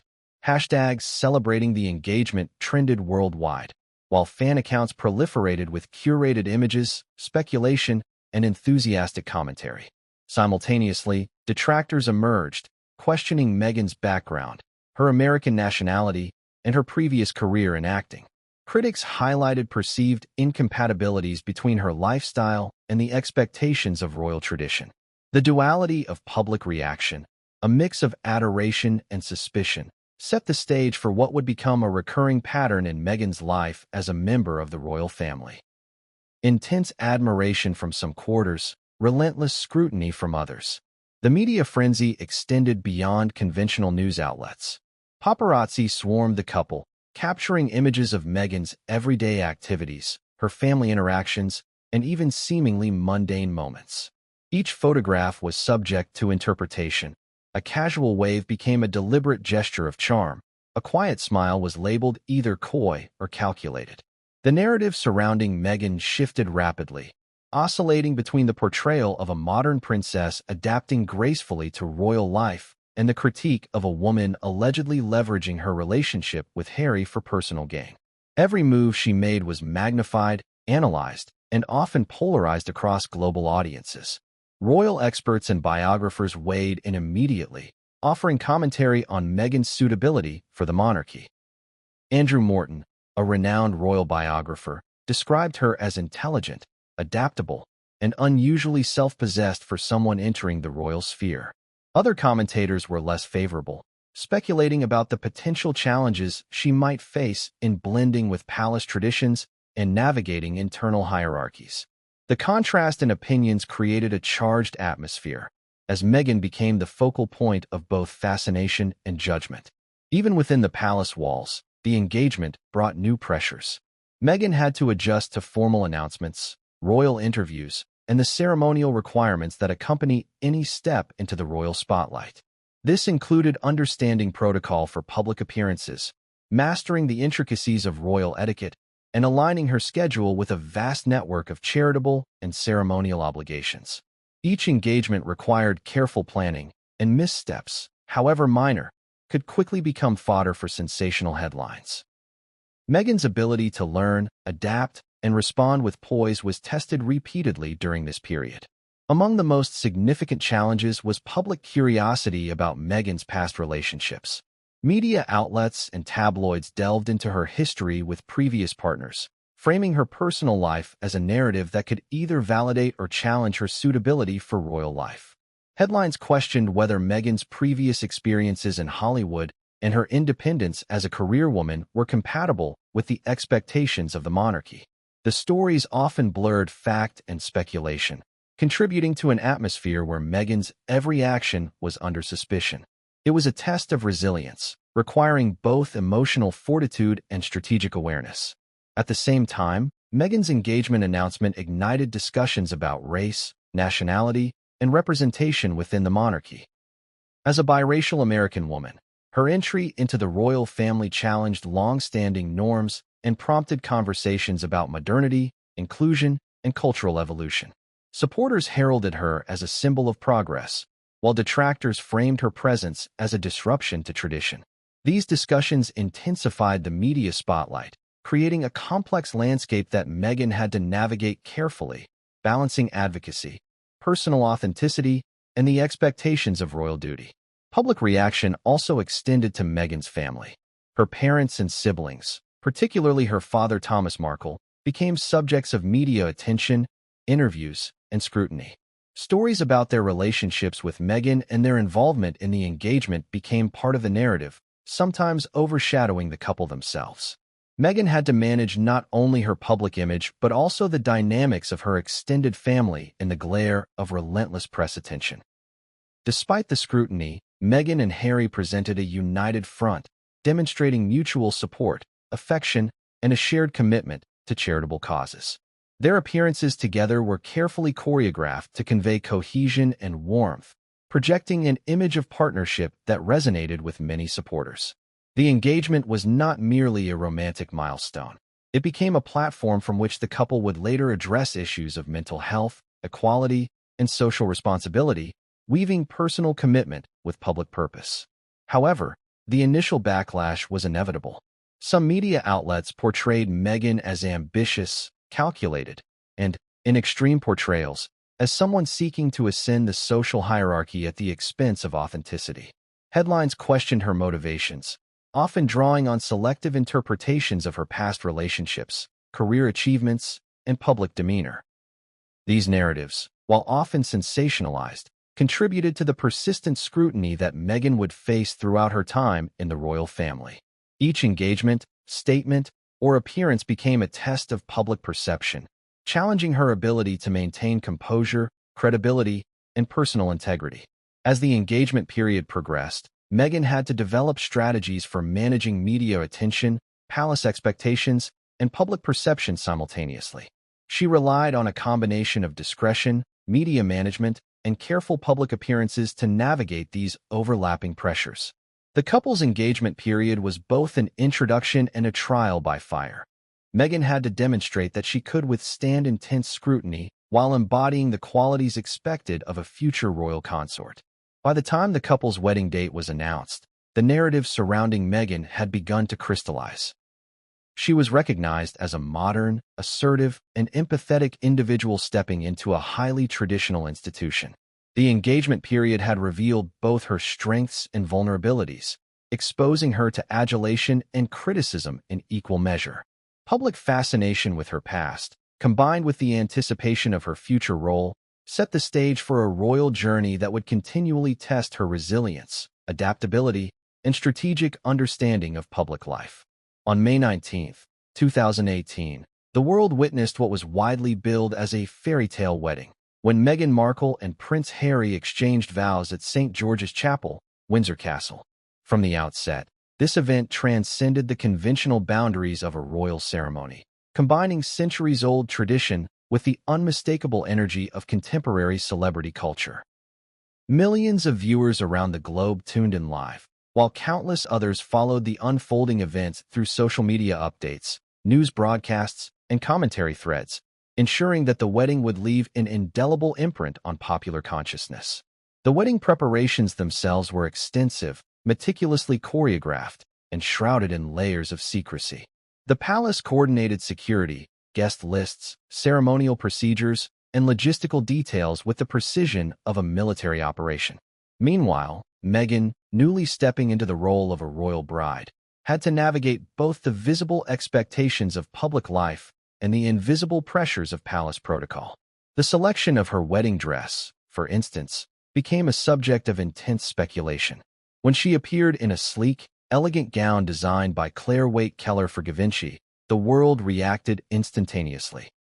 Fashion critics, royal commentators, and millions of online followers scrutinized every detail, from the minimalist silhouette to the delicate veil embroidered with the 53 flowers representing the Commonwealth nations.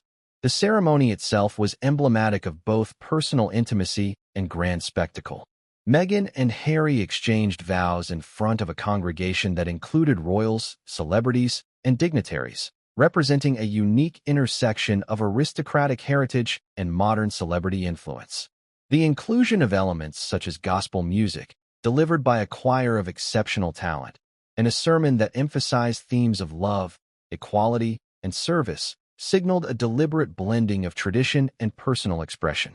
Observers noted that these choices highlighted Meghan's desire to infuse the ceremony with her own identity, creating a narrative that was simultaneously royal, inclusive, and contemporary. Media coverage of the wedding was unprecedented in scope. Major news outlets, from the BBC to CNN, broadcast live footage, while social media platforms became real-time conduits for public reaction. Analysis ranged from the celebratory to the critical. Admirers hailed Meghan's grace, charisma, and ability to navigate complex ceremonial demands with poise. Critics, however, focused on her previous career, past relationships, and perceived breaches of protocol, framing her presence as a disruptive influence on the monarchy. Even seemingly minor gestures, such as Meghan's decision to shake hands with members of the congregation or her choice to speak openly about her feelings, were interpreted through contrasting lenses of admiration and suspicion. The global spectacle extended beyond the walls of Windsor Castle. Streets filled with well-wishers waving flags and holding banners, creating an atmosphere of celebration and spectacle that mirrored the grandeur of the event itself. Public viewing parties, both in the United Kingdom and abroad, became communal spaces for collective participation, blending national pride with celebrity fascination. The narrative of Meghan as a modern American woman marrying into the British monarchy captured imaginations worldwide, with commentary emphasizing themes of love, cultural integration, and social mobility. Within the palace, the wedding marked a turning point in Meghan's integration into royal life. She had to adapt quickly to the new responsibilities that accompanied her role, including patronages, charitable engagements, and diplomatic appearances. The ceremony was both a public declaration of commitment and a symbolic initiation into an institution defined by history, protocol, and public expectation.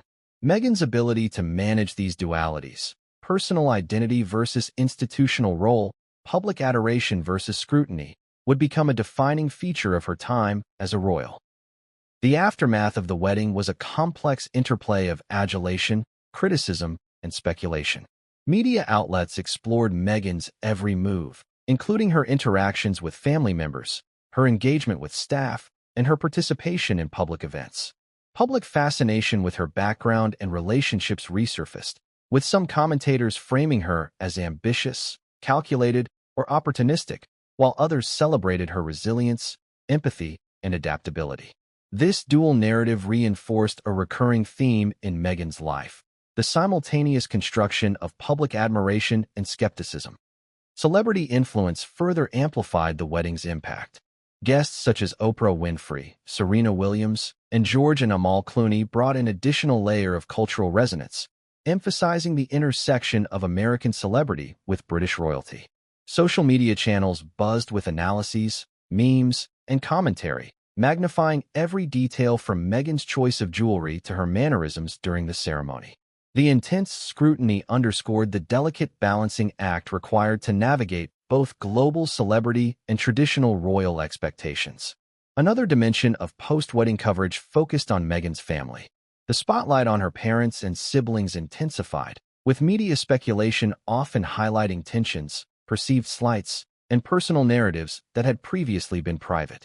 The dynamics of her family life became part of the public story, reinforcing the challenges Meghan faced in maintaining personal boundaries while embracing a highly visible public role. Interviews, paparazzi photos, and tabloid stories contributed to an ongoing discourse that alternated between celebration and critique, ensuring that Meghan's past and present remained intertwined in the public imagination. Despite the pressures, Meghan and Harry's wedding also provided opportunities to assert agency and influence. The couple's engagement in charitable initiatives, public statements on social issues, and intentional inclusivity within the ceremony signaled a commitment to redefining aspects of royal life. This strategic approach demonstrated Meghan's ability to blend personal values with institutional influence, using visibility to advance causes while navigating scrutiny. It was a delicate equilibrium, balancing personal authenticity with public duty, and it set the stage for subsequent challenges that would define their shared journey. Ultimately, the royal wedding exemplified the intersection of personal ambition, public expectation, and global fascination. Meghan's transformation from Hollywood actress to royal bride was both a deeply personal achievement and a culturally significant event, illustrating the complexities of navigating fame, tradition, and scrutiny. The event laid bare the opportunities and vulnerabilities inherent in royal life, foreshadowing the intense media attention, public debate, and institutional pressures that would continue to shape Meghan's story in the years to come. Stepping into the world of British royalty was never going to be simple for Meghan Markle, and almost immediately after the wedding, the Duchess of Sussex faced a series of challenges that tested both her resilience and her adaptability. The transition from Hollywood actress to senior member of the royal family demanded not only mastering ceremonial duties and protocol, but also navigating an environment steeped in tradition, hierarchy, and intense public scrutiny. Meghan's early months in royal life quickly revealed that the glare of global attention could be both a privilege and a source of constant pressure. One of the first hurdles Meghan encountered was understanding and adhering to the complex rules of palace etiquette. These unwritten codes governed everything from greetings and gestures to interactions with staff and other members of the royal family.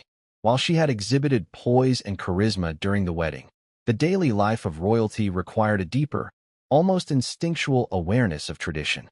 Small missteps, whether a perceived breach of protocol during a charity visit or a casual remark captured by the press, were amplified, often framed as evidence of naivety or intentional defiance.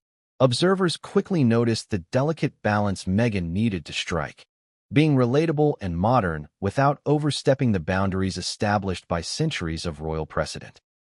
Media coverage in this period intensified, often focusing on the Duchess's every action with a magnifying glass. Paparazzi photographs, tabloid speculation, and editorial commentary dissected Meghan's wardrobe, mannerisms, and even facial expressions during public engagements. Headlines alternated between praise for her style and criticism for perceived breaches of protocol, creating a relentless cycle of attention that few individuals could navigate without emotional strain. Reports of palace tension and royal staff concerns began to circulate, feeding narratives that Meghan's presence challenged the established order. These stories, whether fully accurate or exaggerated, shaped public perception and added an invisible weight to her daily responsibilities. One notable early incident involved Meghan's handling of charitable engagements. Accustomed to the fast-paced, flexible environment of Hollywood and nonprofit work, she brought energy, directness, and initiative to her royal duties. However, palace aides noted that her approach sometimes clashed with established procedures. For example, her personal outreach to charity leaders and her insistence on being involved in the planning stages of events were interpreted by some insiders as overstepping hierarchical boundaries. While her intentions were often rooted in genuine desire to make an impact, the perception of assertiveness as aggression became a recurring theme in media narratives. The Duchess also faced scrutiny related to her family. Meghan's mother, Doria Ragland, maintained a private life but occasionally made public appearances that drew attention. The media juxtaposed Doria's background and demeanor with the expectations of the royal family, often framing her presence in terms of difference and contrast rather than familial support. Meanwhile, Meghan's father, Thomas Markle, and her half-siblings became sources of ongoing speculation and controversy.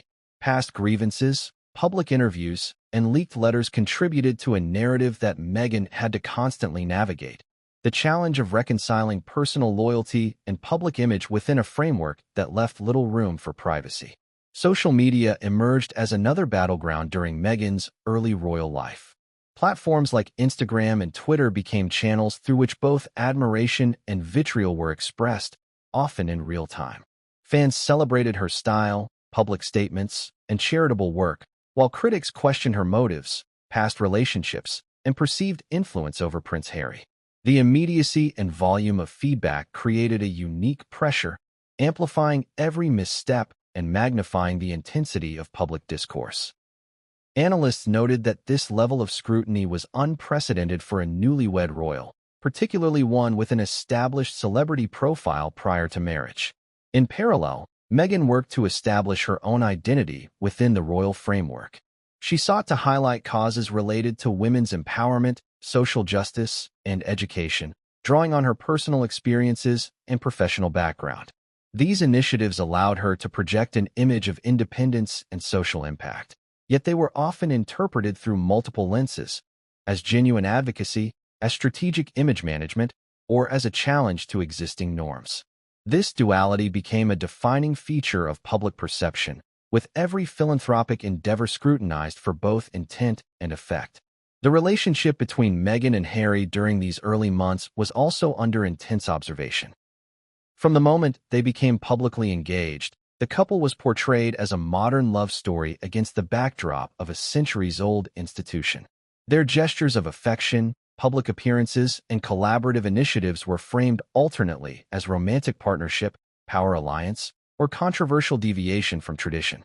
This attention intensified internal and external pressures, compelling Meghan to manage not only her own public image, but also the collective narrative surrounding the couple. Staff and palace insiders played a critical role in Meghan's integration. Those responsible for briefing, guiding, and supporting the Duchess often walked a fine line between mentorship and enforcement. Reports of strained interactions, differing expectations, and personality clashes began to emerge, fueling media speculation. While some sources emphasized Meghan's positive contributions and warmth, others highlighted alleged tension, reinforcing a narrative of internal conflict.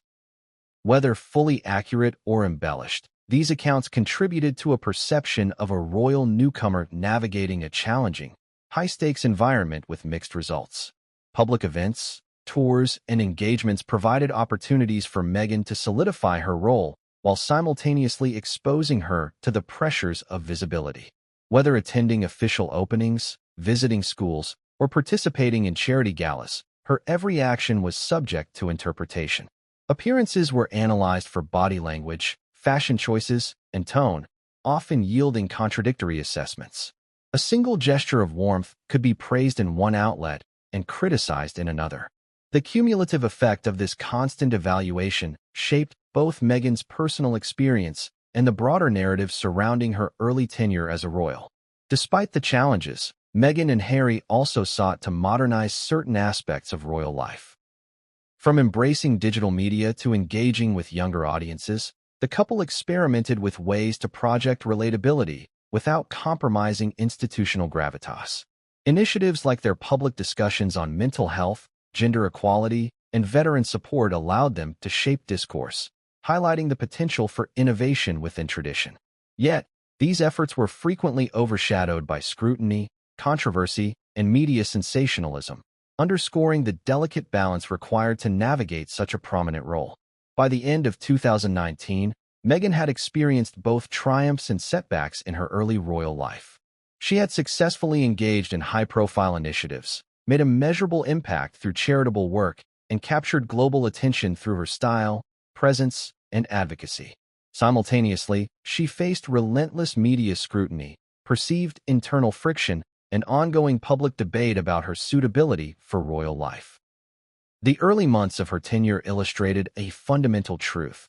The transition from celebrity to royalty demanded not only public performance, but constant negotiation of expectations, allegiances, and personal boundaries. These formative experiences laid the groundwork for the more intense scrutiny and challenges that would follow, particularly as the couple moved toward establishing their family, navigating media intrusion, and confronting institutional resistance. Meghan's early integration into royal life thus represents a critical chapter in understanding both her personal journey and the evolving dynamics of the monarchy in the 21st century. The announcement of Meghan Markle's first pregnancy sent shockwaves through the public and media alike. Fans celebrated the news with enthusiasm, while critics and commentators immediately scrutinized every possible aspect of the couple's preparation, intentions, and projected public image. For Meghan, this marked a pivotal moment in her royal journey, blending the intimate experience of impending motherhood with the public spectacle of being a senior royal under unprecedented scrutiny. The intersection of personal vulnerability and global attention created pressures that few could fully anticipate or endure. From the beginning, Meghan's pregnancy was framed not just as a private family milestone, but as a public event of enormous significance. Photographs of her appearing at official engagements, walking alongside Harry during public visits, or making small statements were dissected for signs of health, demeanor, and even mood. Every choice she made, from maternity attire to seating arrangements, from timing of announcements to gestures towards staff and well-wishers, was subject to interpretation. In some instances, seemingly benign decisions were portrayed as defiance of protocol or evidence of arrogance.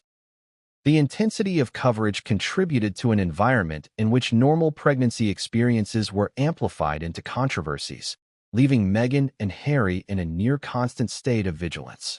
Adding to the complexity was the heightened focus on security and privacy. The couple's desire to protect the pregnancy from intrusive media tactics often clashed with the insatiable curiosity of the press.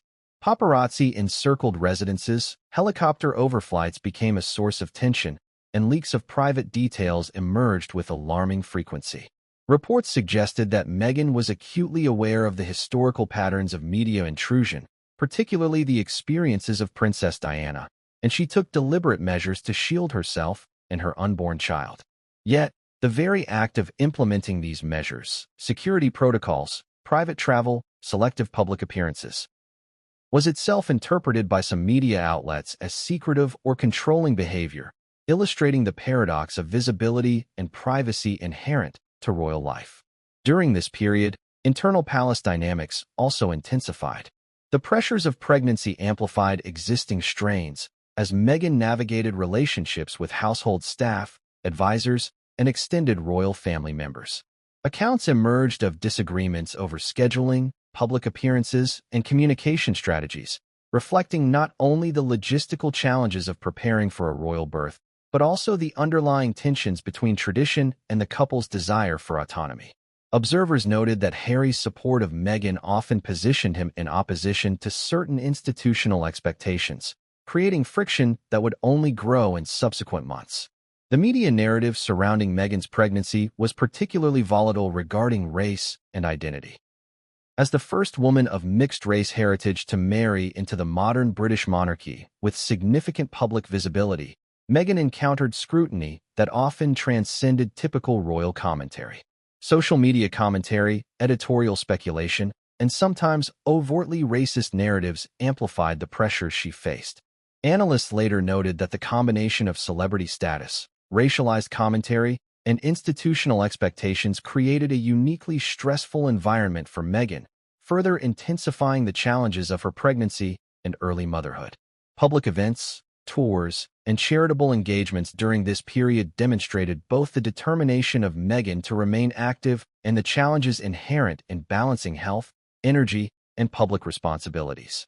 From attending formal galas to visiting hospitals and schools, Meghan consistently projected poise and engagement. Yet the exhaustion and physical demands of pregnancy were compounded by the unrelenting scrutiny and media commentary. Every photograph, every handshake, every expression became fodder for analysis, adding layers of stress to what should have been a private, joyful period in her life. The couple's approach to media and public relations evolved in response to these pressures. Statements, appearances, and carefully managed photography sessions reflected a strategic awareness of the need to control narratives while protecting privacy. For instance, the couple made deliberate choices about when and where to allow photographs, how to frame public announcements, and which engagements to prioritize. Despite these efforts, rumors, leaks, and editorial interpretations continued to dominate coverage, highlighting the difficulty of exercising agency within the highly structured and scrutinized environment of the royal institution. A particularly intense phase of scrutiny emerged around the announcement of Archie Harrison's birth. The birth itself was treated as a global media event, with journalists, commentators, and social media users analyzing every available detail. Reports speculated on the timing of the birth, the health of both mother and child, and the couple's choices regarding public appearances. Statements from royal aides and official channels attempted to balance public interest with respect for privacy, but even carefully managed communications were dissected for hidden meanings, motives, and potential breaches of tradition. The contrast between intimate family experience and public spectacle became starkly evident during this period. In parallel, Meghan and Harry's desire to modernize certain aspects of royal life began to clash more openly with established practices. Decisions about charitable initiatives, public engagement strategies, and social media outreach reflected a conscious effort to engage audiences in contemporary ways, emphasizing accessibility, relatability, and social impact. Yet these efforts, combined with media narratives about tension and protocol breaches, reinforced a public perception of conflict, particularly as coverage increasingly framed Meghan as a disruptive or controversial figure within the royal institution. The period following Archie's birth highlighted the couple's growing concern with long-term sustainability within royal life. Media intrusion, perceived internal resistance, and the cumulative effect of stress and scrutiny created an environment in which daily routines, familial bonding, and strategic planning were consistently impacted by external pressures. Advisors and aides became increasingly involved in managing narratives, protecting privacy, and supporting both Meghan and Harry in navigating a complex web of expectations, obligations, and potential controversies. Despite these challenges, the couple remained committed to their vision of public service and social advocacy. Meghan's continued involvement in women's empowerment initiatives, charitable projects, and high-profile campaigns underscored her determination to define her role in ways that reflected personal values as well as public responsibility. Harry's support for these initiatives further reinforced the perception of a united partnership navigating a complex institutional landscape. Yet, the intensity of external pressures during this period foreshadowed the more decisive actions the couple would later take regarding their roles within the monarchy. By the end of 2020, Meghan and Harry had endured a year marked by profound personal milestones, intense public scrutiny, and growing institutional tension. The arrival of Archie Harrison represented both the culmination of joy and the amplification of pressures, serving as a focal point for media narratives, internal palace dynamics, and the couple's evolving understanding of their capacity to influence and shape their royal roles. The experience highlighted the intersection of personal life and public duty, setting the stage for the eventual decision to step back from senior royal duties, a move that would forever alter the trajectory of both their personal lives and the public perception of the monarchy. The months following the birth of Archie Harrison marked a turning point in the lives of Meghan Markle and Prince Harry. The early joys of parenthood were increasingly overshadowed by relentless media scrutiny, internal palace tensions, and an accelerating series of legal and personal challenges that would force the couple to confront the limitations of traditional royal life. Every aspect of their existence, family, finances, public appearances, and even personal communications, was under examination. The cumulative pressure created a tipping point, compelling them to take the unprecedented step of redefining their roles within the monarchy. The media's relentless pursuit of stories about Meghan and Harry intensified during this period.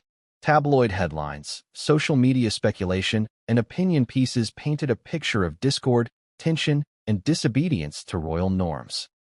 Allegations ranged from accusations of extravagance to criticisms of Meghan's character and supposed difficulties in adhering to palace protocols. The narrative was relentless, with stories appearing daily that amplified perceived controversies and framed minor incidents as evidence of a larger conflict between the couple and the institution. The psychological toll of constant public scrutiny became increasingly apparent, as Meghan and Harry faced not only criticism but invasive speculation about their personal lives, parenting decisions, and professional ambitions. Legal battles emerged as a crucial tool in protecting privacy and challenging what the couple considered defamatory reporting. Meghan, in particular, initiated legal action against several media outlets, including high-profile cases against the Mail on Sunday for the publication of personal letters. These lawsuits were not just about protecting personal information.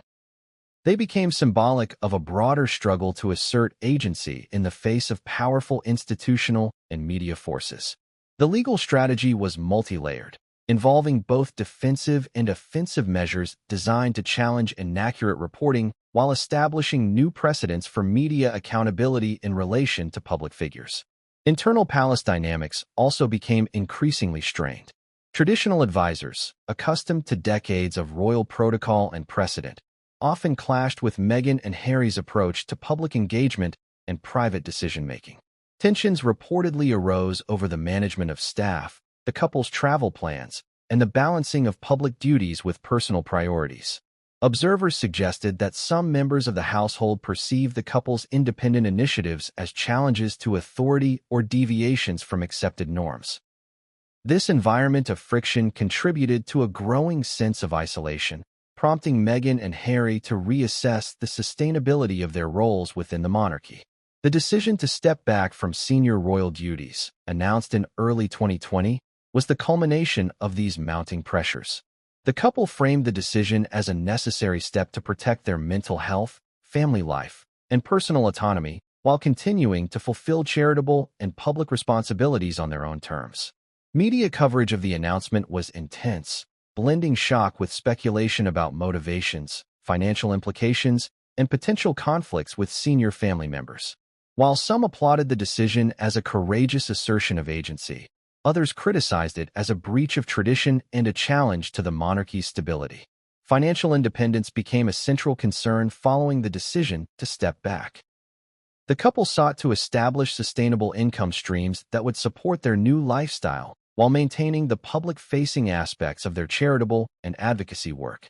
Negotiations surrounding funding, security, and operational autonomy were complex, involving both the royal household and external advisors. Public statements carefully balanced transparency with discretion, reflecting the dual necessity of financial clarity and personal privacy. These negotiations underscored the unprecedented nature of the step the couple was taking. No senior royals had ever attempted a similar redefinition of their roles while retaining public visibility and influence. Throughout this period, the mental and emotional well-being of both Meghan and Harry became a focus of concern. Interviews, public statements, and private accounts suggested that the couple faced intense stress, anxiety, and a sense of constant vigilance. Meghan, in particular, reportedly struggled with the combined pressures of motherhood, media intrusion, and institutional expectations. Harry's support was critical, yet even with mutual solidarity, the challenges of navigating public scrutiny and personal trauma proved daunting. The cumulative effect of these pressures would later be referenced in subsequent interviews and public disclosures, illustrating the human cost of living under relentless observation and judgment. Public perception during this phase was deeply polarized. Supporters lauded the couple for their courage, autonomy, and commitment to modernizing aspects of royal life.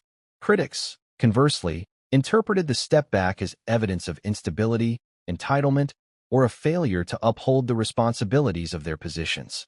Social media became a battleground, with campaigns both supporting and attacking the couple's decision, amplifying emotional narratives, and reinforcing the intensity of public scrutiny. This polarization created additional challenges, as every statement, appearance, and initiative was filtered through a lens of skepticism, praise, or condemnation depending on the audience. The move to North America marked another pivotal phase. Relocating allowed Meghan and Harry greater control over media narratives, physical privacy, and personal safety. It also provided an environment in which they could cultivate professional opportunities, engage with charitable initiatives, and establish a family life less constrained by traditional expectations. The relocation, however, was not without controversy. Media outlets and commentators speculated about financial arrangements, security protocols, and the couple's ongoing connection to royal duties. These discussions often fueled ongoing narratives of tension between independence and obligation, highlighting the delicate balance the couple sought to achieve. During this period, Meghan and Harry's public communication strategy evolved significantly. They embraced digital platforms, strategic interviews, and controlled media engagements to convey narratives directly to audiences, bypassing traditional intermediaries that had often amplified distortion or sensationalism. These communications served multiple purposes: asserting agency, protecting family privacy, advocating for social causes, and countering misrepresentation.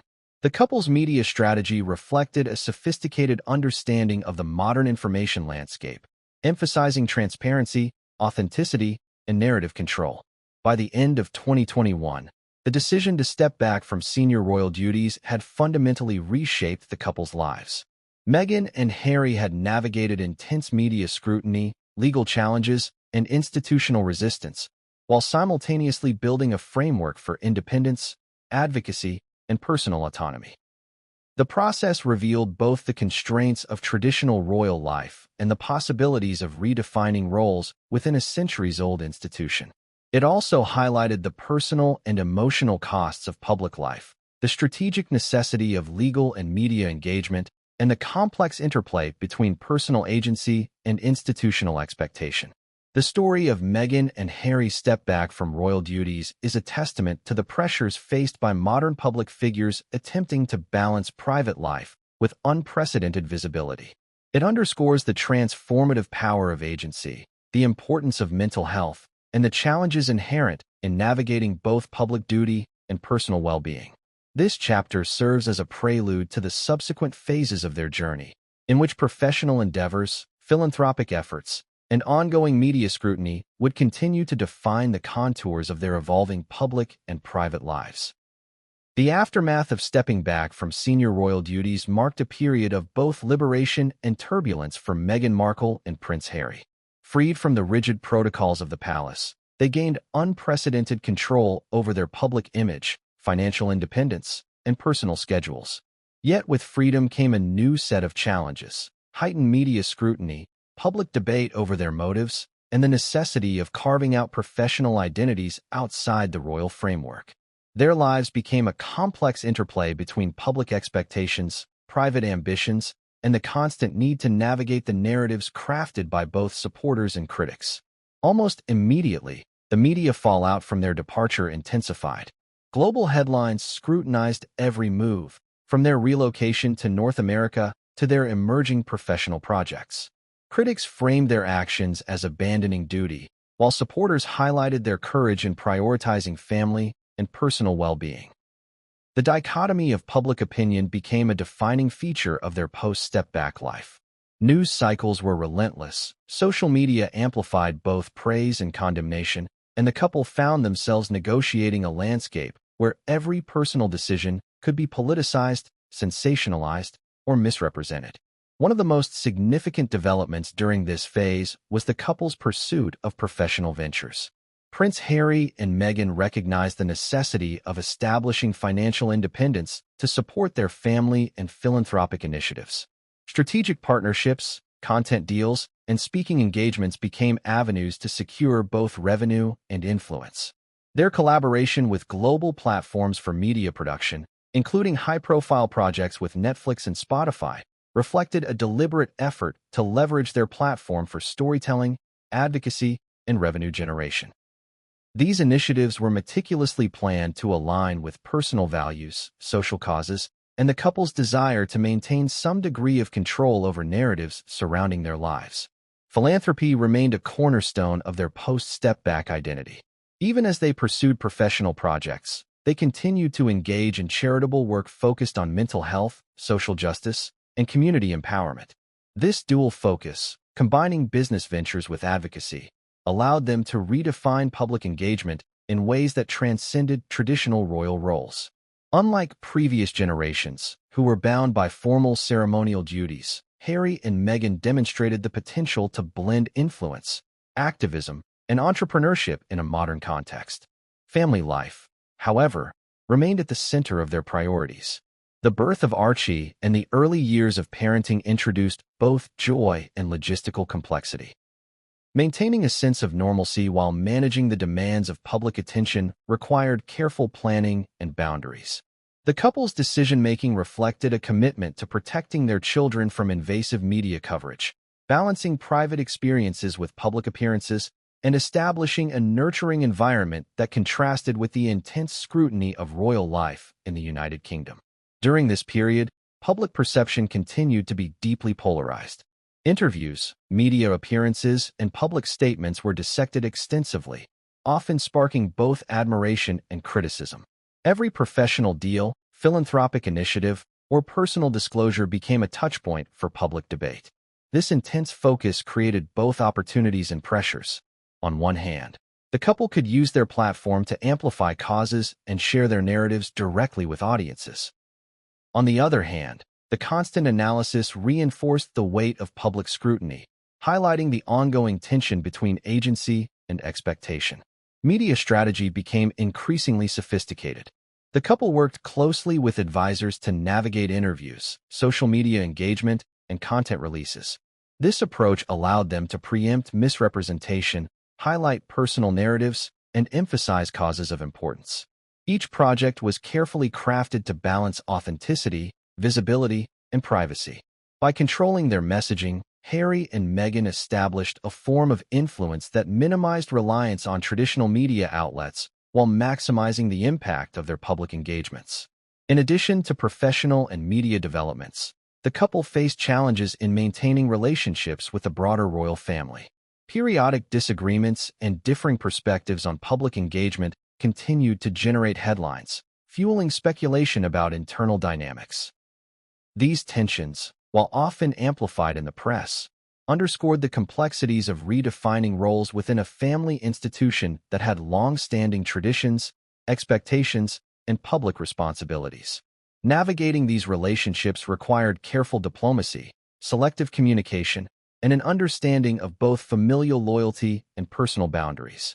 Security considerations also played a critical role in their post-step-back life. Relocating to North America necessitated new protocols for protecting the family, managing travel, and mitigating potential threats. The couple invested in both physical security and operational strategies to ensure privacy while maintaining a public presence. These measures, while essential for safety, also contributed to the perception of distance from traditional royal life and underscored the ongoing need to balance visibility with protection. The combination of professional ventures, media management, family life, and security concerns defined a new rhythm for Meghan and Harry. It was a life markedly different from the structured, ceremonial existence of senior royals. This period demonstrated the complexities of establishing autonomy, the emotional and logistical demands of public scrutiny, and the potential for modern royal figures to navigate influence, enterprise, and advocacy on their own terms. It was a phase characterized by both growth and tension, triumphs and challenges, and a constant negotiation between personal freedom and public expectation. By the end of 2022, the couple had solidified a blueprint for independent public life that intertwined professional projects, philanthropy, and family priorities. Their experiences highlighted the evolving role of contemporary public figures, the impact of media narratives on personal and family well-being, and the delicate balance required to maintain both privacy and influence. This chapter of their story set the stage for subsequent developments, in which professional initiatives, advocacy efforts, and family dynamics would continue to shape public perception and personal experience. In March 2021, Meghan Markle and Prince Harry participated in one of the most consequential interviews in recent royal history. Their conversation with Oprah Winfrey was not just an interview. It was a seismic revelation that sent shockwaves across the United Kingdom, the Commonwealth, and the world. Every aspect of the conversation was dissected, debated, and amplified by global media outlets, social platforms, and casual observers alike. This moment represented a turning point, both in their personal journey and in the public perception of the monarchy. The interview's significance extended beyond personal disclosures. It challenged centuries of tradition, raised questions about institutional behavior, and forced the royal family to confront an unprecedented public reckoning. The interview opened with a narrative that immediately captivated audiences. The couple candidly discussed the pressures and constraints of royal life, the challenges of media scrutiny, and the psychological toll of relentless public attention. Meghan's reflections on mental health struggles resonated with many, highlighting her experience of depression and isolation. She revealed the intensity of the public gaze, the expectation to conform to archaic protocols, and the emotional cost of being scrutinized for every personal decision. Prince Harry, in turn, spoke about the historical weight of royal expectations, the ongoing tension between duty and personal fulfillment, and his own struggles with familial loyalty and public criticism. Perhaps the most explosive revelation concerned their claims of racial bias and concern over the skin tone of their first child, Archie. Meghan disclosed that conversations had taken place within the royal household regarding how dark her son's skin might be, a statement that ignited international discussion on race, privilege, and institutional attitudes. The implications were profound, forcing conversations about systemic bias within long-standing institutions and highlighting the complexities of navigating race within historically exclusive structures. Media outlets across the globe reacted instantly, with opinion pieces, interviews, and think pieces examining the intersection of monarchy, race, and contemporary social expectations. The interview also shed light on the couple's sense of betrayal and perceived lack of support. Meghan spoke about the absence of assistance when she faced personal crises, particularly during moments of intense media scrutiny. Harry reflected on the tension between loyalty to his family and protecting his wife and children, describing an environment in which institutional protocol often superseded personal welfare. These disclosures humanized the royal couple, portraying them not merely as figures of privilege, but as individuals navigating an intricate web of expectations, scrutiny, and personal safety. Public reaction was polarized, and the interview quickly became a global phenomenon. Supporters praised the couple's bravery in speaking openly about personal struggles, institutional bias, and mental health. Many viewers empathized with their decision to step back from senior royal duties, framing it as an act of self-preservation and prioritization of family well-being. Social media amplified these narratives, with viral discussions, hashtags, and memes highlighting both support and criticism. The emotional weight of the interview resonated widely, generating discussions on empathy, systemic structures, and the challenges of modern celebrity intertwined with historic institutions. Critics, however, accused Meghan and Harry of breaching trust, exaggerating grievances, and destabilizing the monarchy. Headlines debated the timing, intent, and consequences of the disclosures, with some framing the interview as opportunistic or motivated by personal gain. The intensity of this criticism reflected long-standing tensions between the media, the monarchy, and public opinion. Every revelation was scrutinized for accuracy, motive, and potential impact on royal reputation, creating a media storm that tested the couple's resilience and communication strategy.